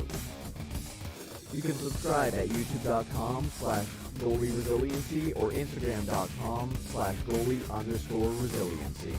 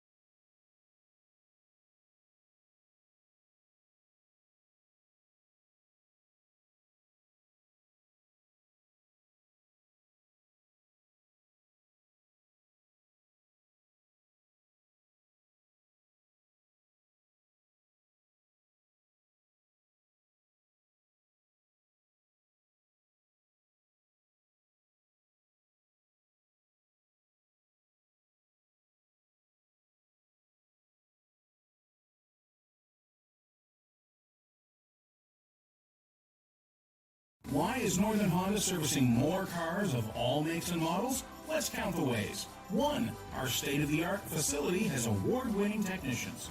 2. Northern Honda has the lowest tire price guarantee, no matter what you drive.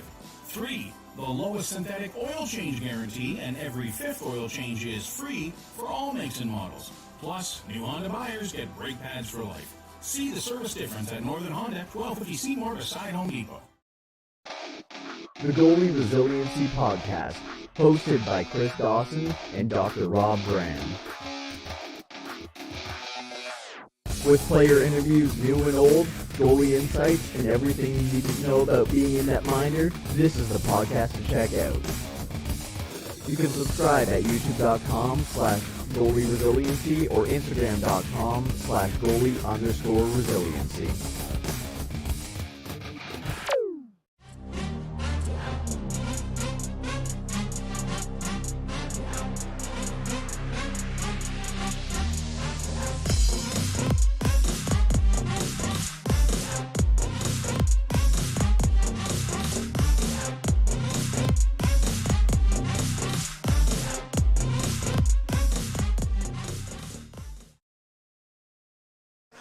And we welcome you back inside the Powassan Sportsplex. What's wrong? I don't know, just you started laughing. Anyways, Courtney Kenny, pleased to be joined by Ben Sargent here at the Powassan Sportsplex. Apologies for our silliness. Yeah, I don't know what's up with you, but oh yeah, okay, we were sure, ready buddy. for this. Mm-hmm. Oh no, Pepsi cans are going everywhere. You're laughing now. It's 2-1 Voodoos after 40 minutes of play. We were not ready to start this off at all. I was. I don't know about you, but yeah, we've been raring to go since the crazy end of that second period. It was a crazy end of that second period. Looking around the NOJHL, Hearst leads French River 3-2 midway through the second. Sioux and Iroquois Falls late in the second period is tied at 1 there. And the Kirkland Lake Gold Miners are up 4-2 halfway through the second period on the Sioux Eagles. The Sioux Eagles are here tomorrow night, which is also our next broadcast. So keep an eye on that. I promise it'll be a little bit more serious as Ben Sargent's not here. It's Ben Long. That's true. Yeah, you're trading out one Ben for another Ben. The Bens. And, yeah, this is going to be a very interesting third period. Of course, we got pretty scrappy there at the end of the second period. Caleb Dawson getting thrown out for a game misconduct and head contact penalty, which will probably end up turning into probably a couple of game suspension, depending on how things go, as Boys and McKillop both in the box. Interesting to see McKillop back. Well, that's good news for the Voodoos. Yeah, good news as he did leave gingerly holding on his knee. That's the Callaway. It was McKillop got the misconduct. Yes, sorry, you are correct. Yes, McKillop came back. So with the Voodoos, again, they're a little bit short on players here, a little short on defensemen, a little short on forwards. But if you're Blind River, again, laxy-daisy so far in the 5-minute major. You got nothing going in the first 4 minutes and 17 seconds, but they still have 43 seconds left to try to tie things up in this third period. Excuse me. As Cowell and you are kind of having some words for each other here before the period, and referee Charlie Giesler skates over to say, hey, can we start this period or not? And start this period they do, as you off the draw try to get it in deep. The Beavers in their road reds are going left to right, and the Voodoos in their home whites are going right to left here in this third period. You with the puck. It's knocked off his stick, and now Gibbs with some speed walks in. Gibbs leaves it, and Russo picks it up and dumps it down the ice. Now Cowell chasing after it. Bodner out to play it. Bodner flips it around onto the far side, and McIsaac plays it. Now you has it. Now it's Cowell. Cowell looking for some options, just battling for it. He had Russo, but it wouldn't have been a clean pass. 5 seconds on the penalty still. King walks in. King takes the shot. That's blocked by Coleman. And we're back to 5-on-5. So the Beavers get nothing on the 5-minute major. And the Voodoos are back to full strength. Now Viscu with some speed. Gets into the Beavers zone. Lost the puck. And he trips it back. Blind River, though, picks it up. McIsaac near side to King. He tried to get a hold of it. Couldn't quite. And now Smith plays it around to Rotundo. Rotundo with some speed down the ice. Rotundo through the neutral zone. Nearly ran into a player coming off the Beavers bench, but he got the puck in deep nonetheless.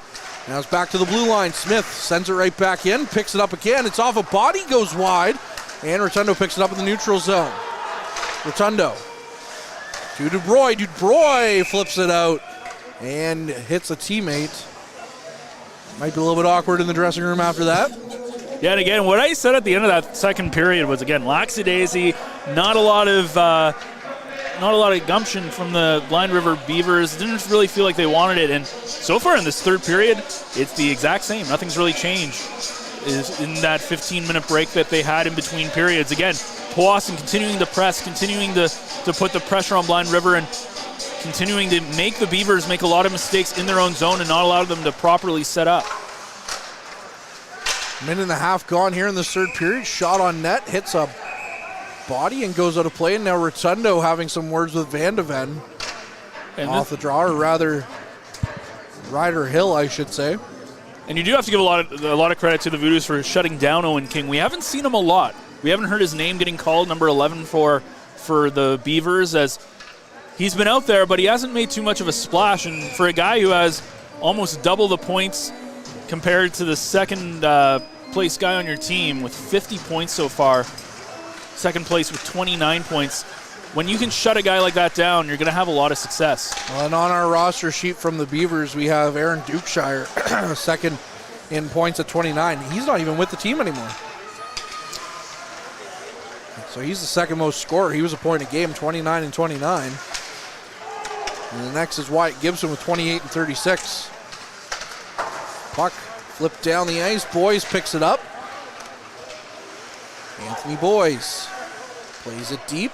Missed Whitelaw, though, and now Misa has it.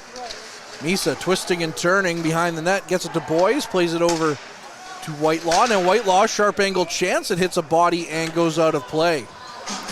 Well, of course, as you said, Blind River playing last night, coming away with a victory there, but playing back-to-back nights, sometimes there is an energy level issue, and the Voodoos are going to be kind of in that same situation tomorrow night when the Sioux Eagles come to town. It'll be very interesting, assuming that they can continue the next 17 minutes or so at the same pace. It'll be interesting to see something to watch for tomorrow night will be their energy levels against a really good Eagles team. Now, the last time the Eagles were here in Powassan, the Voodoos came away with an overtime victory in a game in which was a goaltender duel between Jace Norrell and Tyson Wilcox. I'm assuming we'll see Wilcox tomorrow night after Cybel started here tonight. Dubroy, sharp angle chance. Bodner makes the save.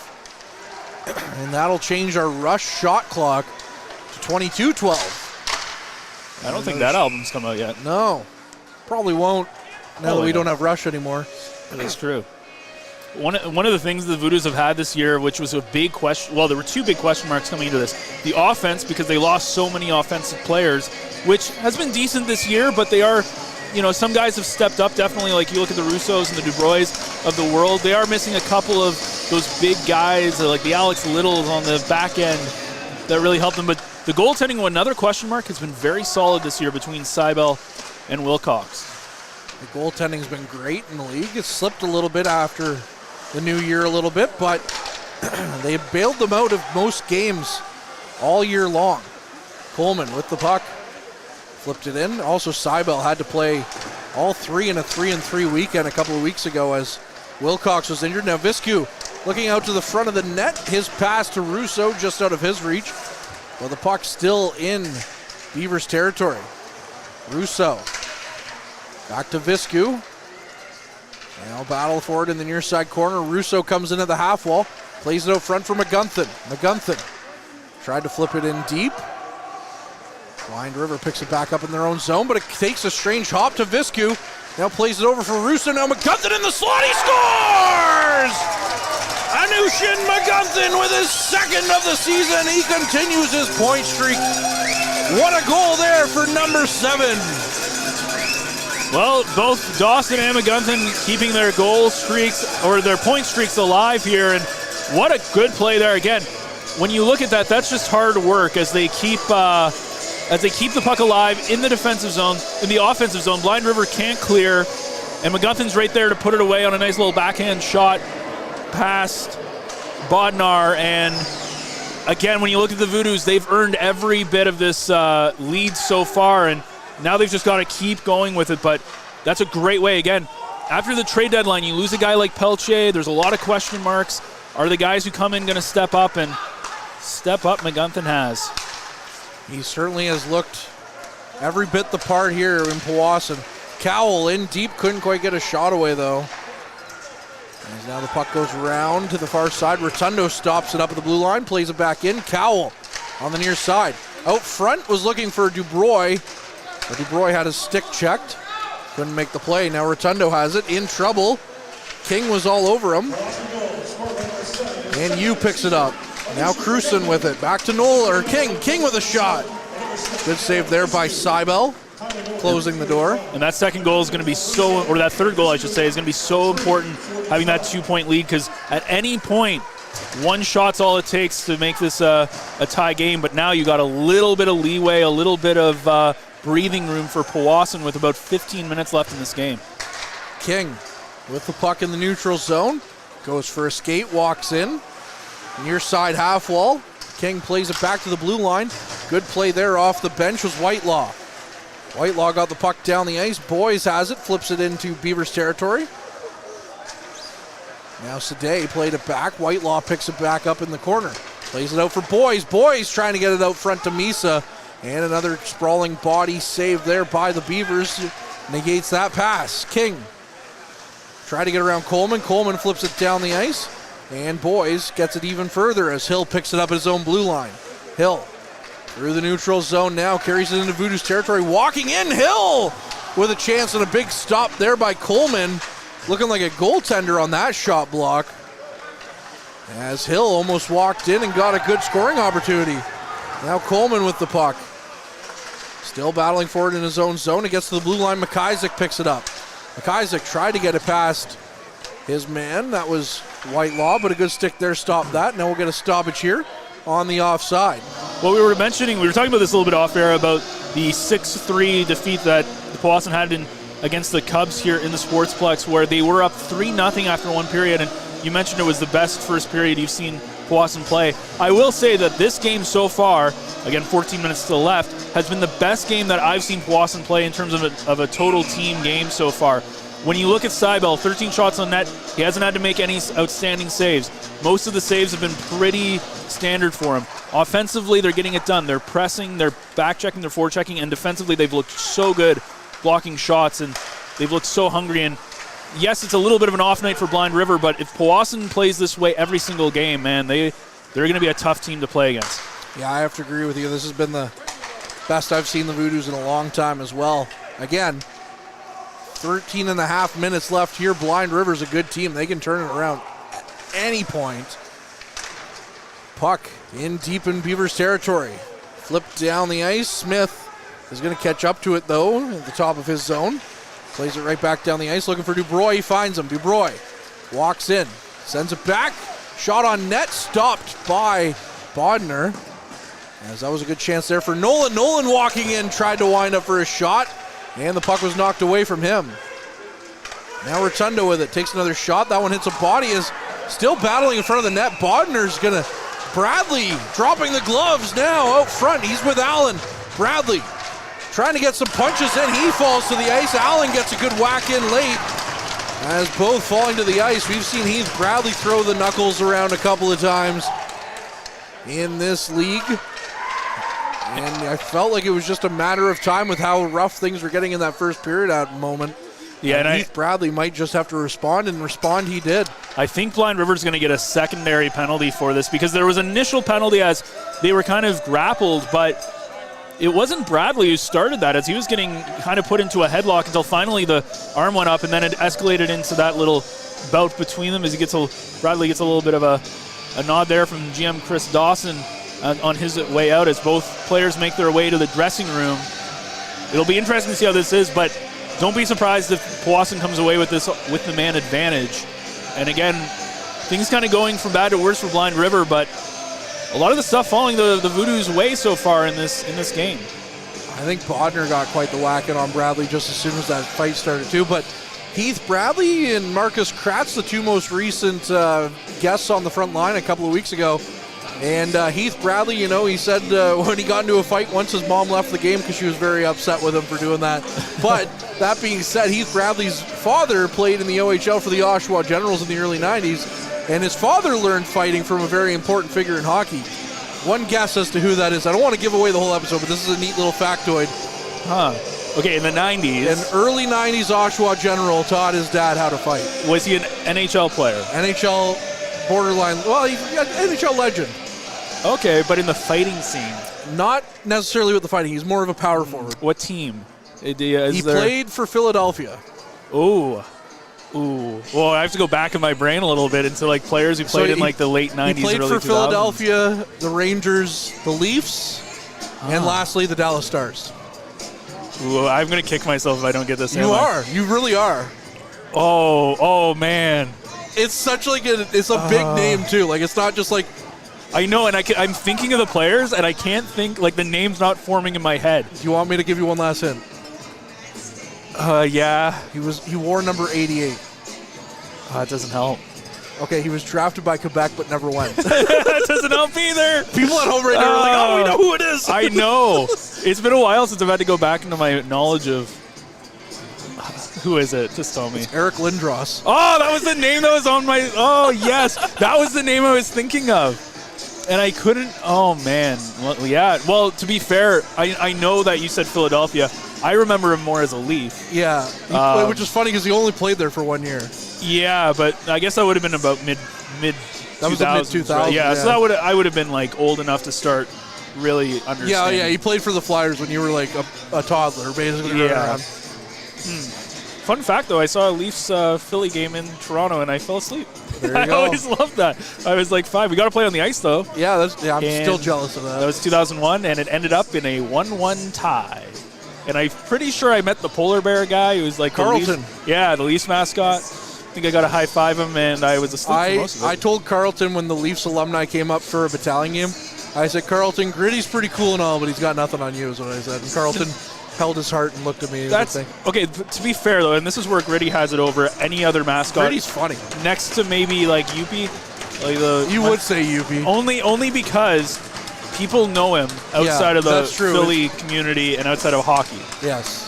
And Youppi is from the Expos originally, technically. So yeah, he got kicked out. He got kicked out of a baseball game. He did. Wasn't it? He was. Don't tell me. It was Bobby. Oh man, what is his name? Why can't I think of names today? I can't remember the name of the Dodgers manager right now, but he was very famous when he kicked him out. Yeah. Oh, he got kicked out of the game and he was sleeping on the Dodgers dugout. What's his name? 1 second. You're gonna look it up. You're gonna be like, oh my goodness. Anyways, we're back underway here.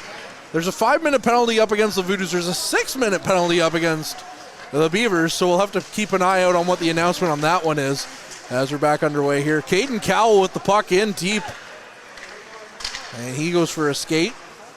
So the Voodoos are going to get a minute power play out of this, it looks like. Tommy Lasorda. That's who it is. Yeah, very famous. I was thinking of Brian Cox, but that's not the... Bobby Cox. Bobby Cox, that's what it is. Former Blue Jay manager. Brian Cox, I think, I'm pretty sure he's an actor. Probably, I don't know. Anyways, let's do that hockey. As the puck, Kratz sends it down the ice. Cowell in alone. Walking in, Caden Cowell goes around behind the net, tries to throw it out front as he didn't really have a good angle. Now Coleman plays it back to Dubroy. Now Cowell has it. Tried to throw it on the net. Couldn't quite reach the net, though. And now Dubroy has it to Cowell. Big save by Bodner. As that's a good chance there, negated by the goaltender of the Beavers. Now with some speed, King through the neutral zone, leaves it behind. Kahn picks it up. Kahn takes a shot. Seibel makes a solid save. And the puck back down the ice. And it's out of play, or not out of play rather, out of reach of the Voodoo player chasing after it. And Bodner played it right back down the ice. Now it's off Coleman's skate. Down deep into Beavers territory. 3.5 minutes left on this 4-on-4 hockey. As now the puck to Sadeh, the lone goal scorer so far for the Beavers, throws it out front. Seibel with a good stick on that one to negate that chance getting through. Now Smith with the puck behind his net. As we're still waiting for an announcement here on the penalties. Well, it's 4-on-4 right now, and that really, I think, helps the Voodoos a little bit because if nobody scores here, it's going to kill a lot of time off this clock. there's probably only going to be about 7 minutes left, and with a 2-goal lead. Plus, they still have a minute power play, too. Yeah, this is not a good place to be if you're Blind River, unless you can take advantage of all this space that's now out on the ice. Hill plays it back to the line.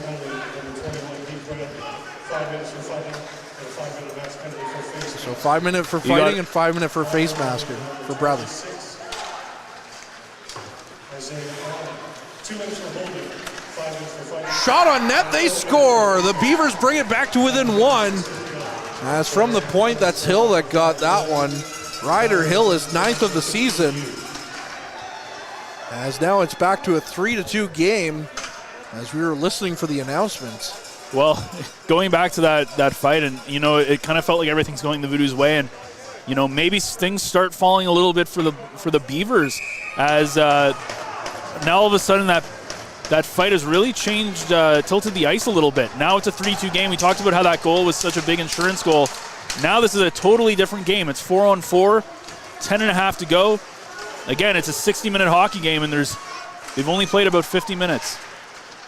Voodoos in their own zone, lost the puck. Gibson has it, takes a shot. Seibel, another big save there, getting the glove to come across.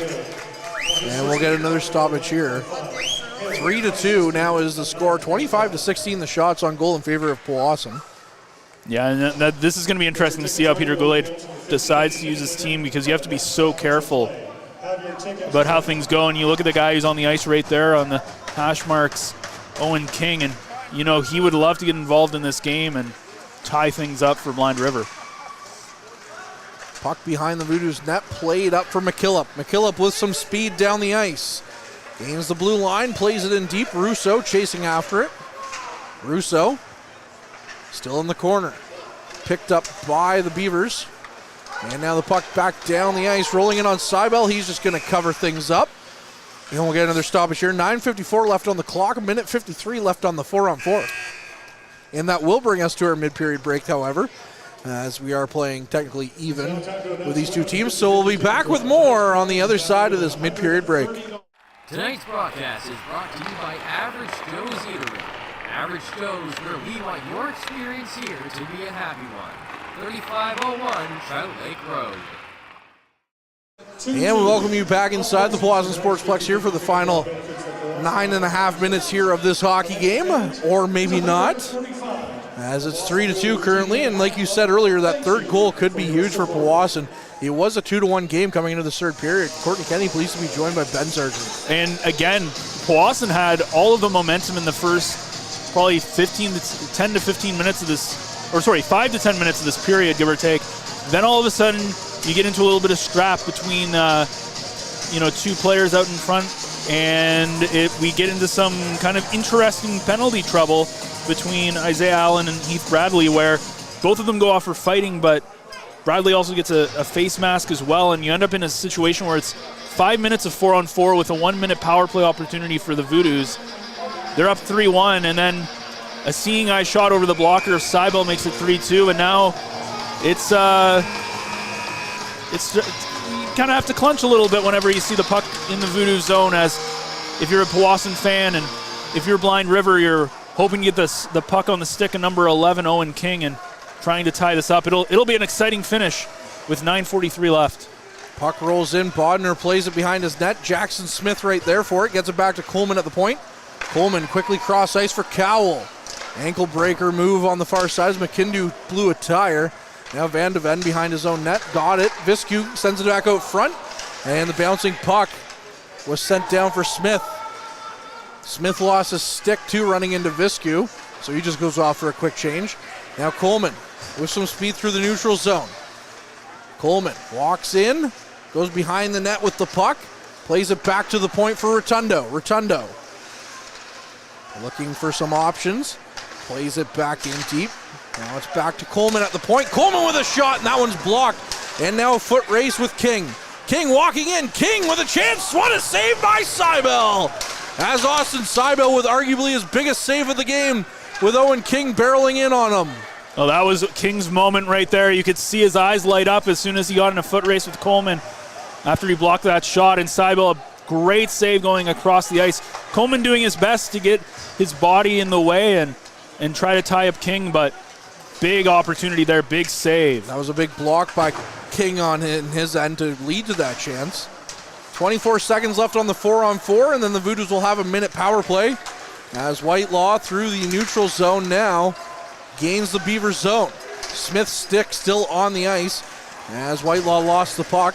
Now the Beavers going the other way. Van de Ven walking in, takes a shot. Seibel with a big save there, and the puck is out of the zone. The Voodoos will have their minute power play as of now, and the Beavers are now shorthanded. Puck down the ice, hits a body, and is played by Kratz. Kratz has it off the bench. Marcus Kratz from Labrador City going for a skate. It's Whitelaw who picks it up though, and now it's back to Kratz.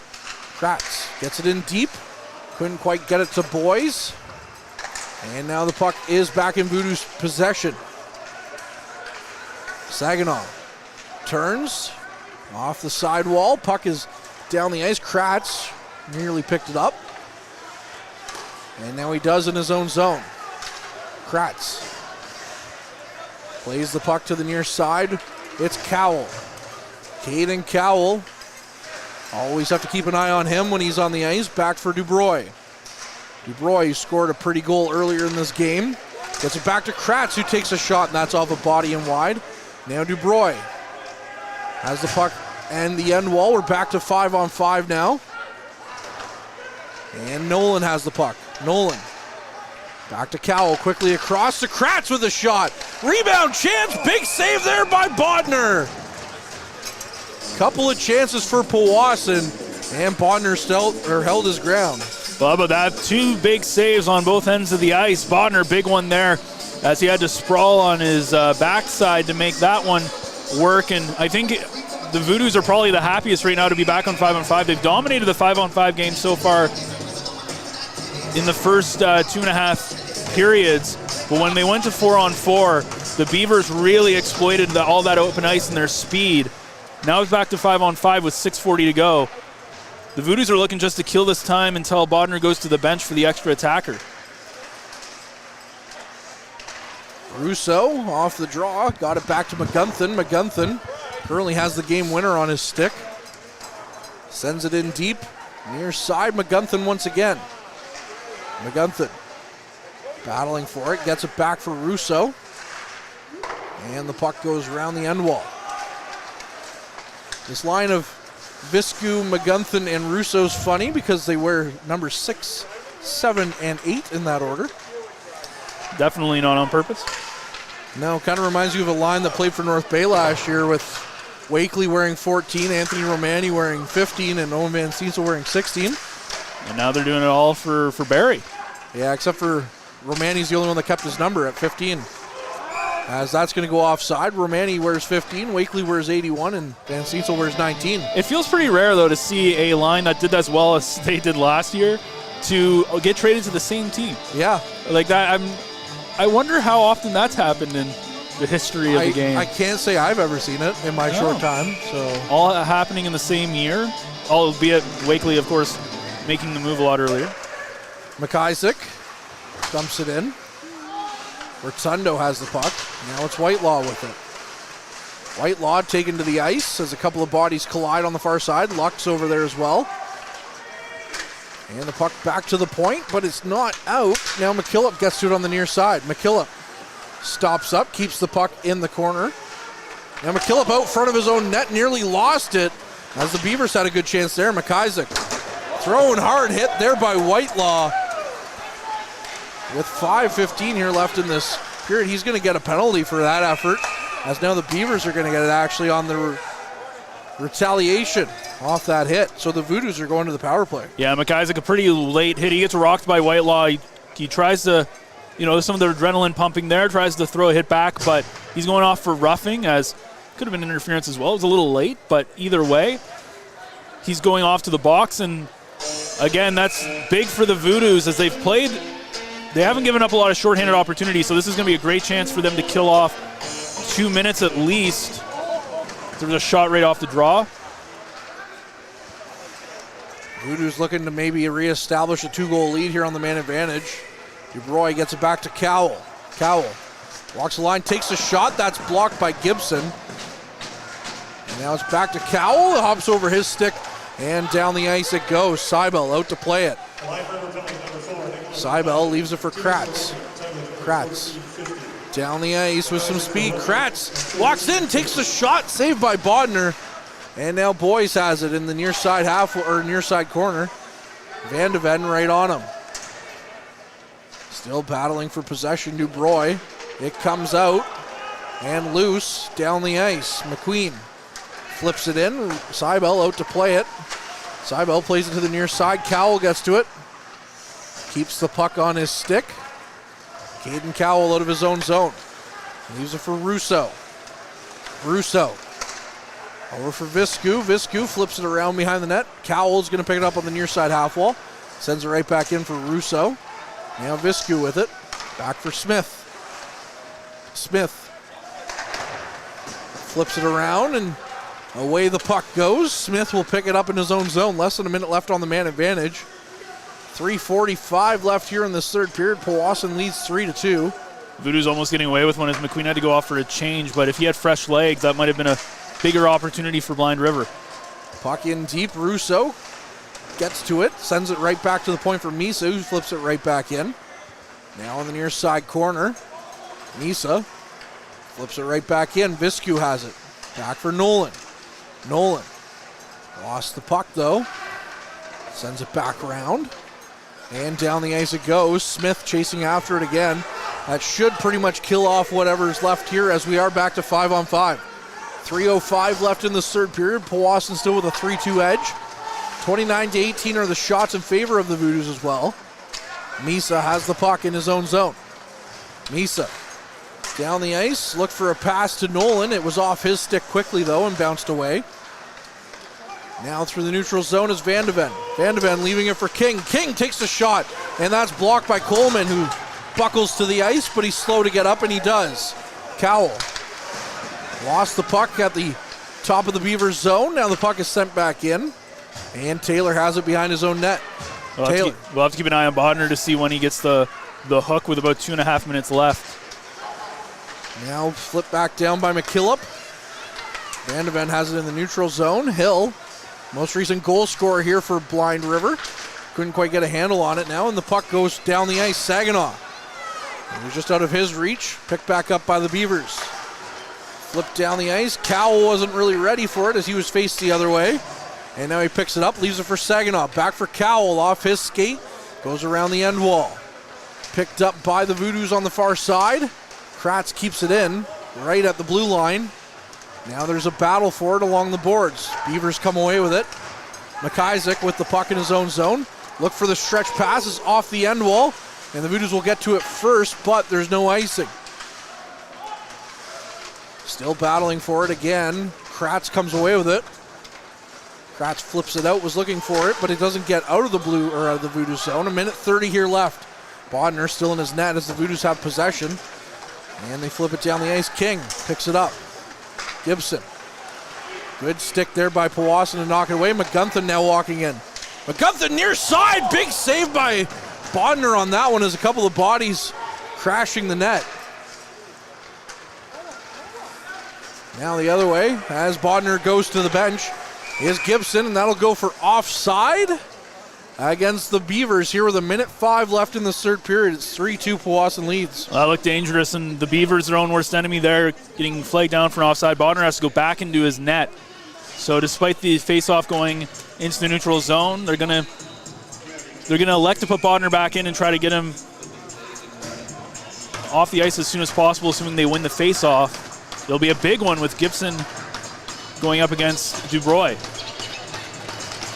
Bodner is in his net, as you said. The Voodoos win the draw. Whitelaw has it, so Bodner's not going yet. We're into the final minute now. Taylor has it. Takes a shot. That's blocked by Powassan, and Bodner's off. Extra man on for the Beavers. It's Hill, and the puck is sent down the ice. It just missed Taylor. Now Cowell closing the gap. Caden Cowell with the puck. Gets to it. All the Beavers are around him, though. Now Dubroy tries to shovel it towards the net. Whitelaw. Far side is knocked into the boards hard, and the Beavers pick up the puck again. Now Gibson to Kahn. 30 seconds left. Gibson has it. It's back to the point for Taylor. Taylor Battling for it again. It's back again to the point for Taylor. Now for Kahn. Playing it in deep. That's King with the puck. King takes a shot. That's a stop by Seibel, and the puck down the ice, and it'll miss the net now. In a foot race is Whitelaw. Whitelaw missed the puck though, but he did negate the icing. Now Hill with 3 seconds left, and the Voodoos will get their first home victory here as Whitelaw sends the puck down the ice. The Voodoos will get their first home victory of 2025 as we get a few more fireworks after the game by Whitelaw and Hill as the linesmen separate them. But Powassan skates away with a very tight 3-2 victory. Shots on goal in this one favor Powassan as well, 30-19. But again, a big victory here over the Beavers for Powassan, who will face the Sioux Eagles tomorrow night. Absolutely, and a great game for the Voodoos. I'd say really dominated the first 2.5 periods. As soon as they got into that weird kind of penalty trouble, though, between getting a fight and having a weird 4-on-4 for about 5 minutes, you saw the momentum shift the other way, but the Voodoos did a good job of keeping things where they needed to be and came away with a big 3-2 victory. That's going to be huge going, as you said, going to that Sioux game tomorrow afternoon. A big 2 points they picked up, and hopefully they're able to keep that same momentum and that same energy into the game tomorrow night. Anusha McGunthin and Caden Dubroy are the Voodoos stars of the game. As the announcement came a little bit too quickly that they weren't even out on the ice right away, but Bodner getting the third star, well-deservedly. But again, big victory here for Powassan as they will face the Sioux Eagles tomorrow here on home ice. Ben, your final thoughts on this one here before we wrap things up? Yeah, I got a little spicy there at the end of the third period, but overall, if you're Peter Goulet and his coaching staff, you're very happy with the way the team played. It is a 60-minute hockey game, and it almost turned ugly there at the end, but I think you got to give a lot of credit, and I think that is you have to look at this game as the blueprint for how they should be playing every game, and if they do that, they'll have a lot of success in this hockey league. Lots of success indeed. As just trying to get an update here on the scores. The NOJHL website doesn't want to play nicely with me today. All right, I guess we're not going to get some scores. So the Voodoos do win this one, 3-2, and we'll be back tomorrow with more hockey on the front line. As again, the Voodoos host the Sioux Eagles. I'm Courtney Kenny. He's Ben Sargent, cameraman Mike Brown, and of course Harrison from the Garrison and Cassie Millen getting some great stuff from ice level here in this one. We'll talk to you tomorrow. As always, that was a fun one here on the front line, and keep your eye on the front line. Average Joe's Eatery and Patio Bar is North Bay's only year-round lakefront restaurant.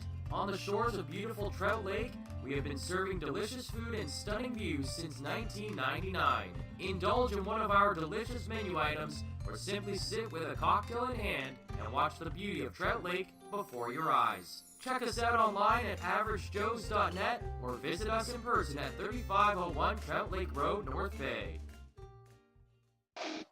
The Goalie Resiliency Podcast, hosted by Chris Dawson and Dr. Rob Graham.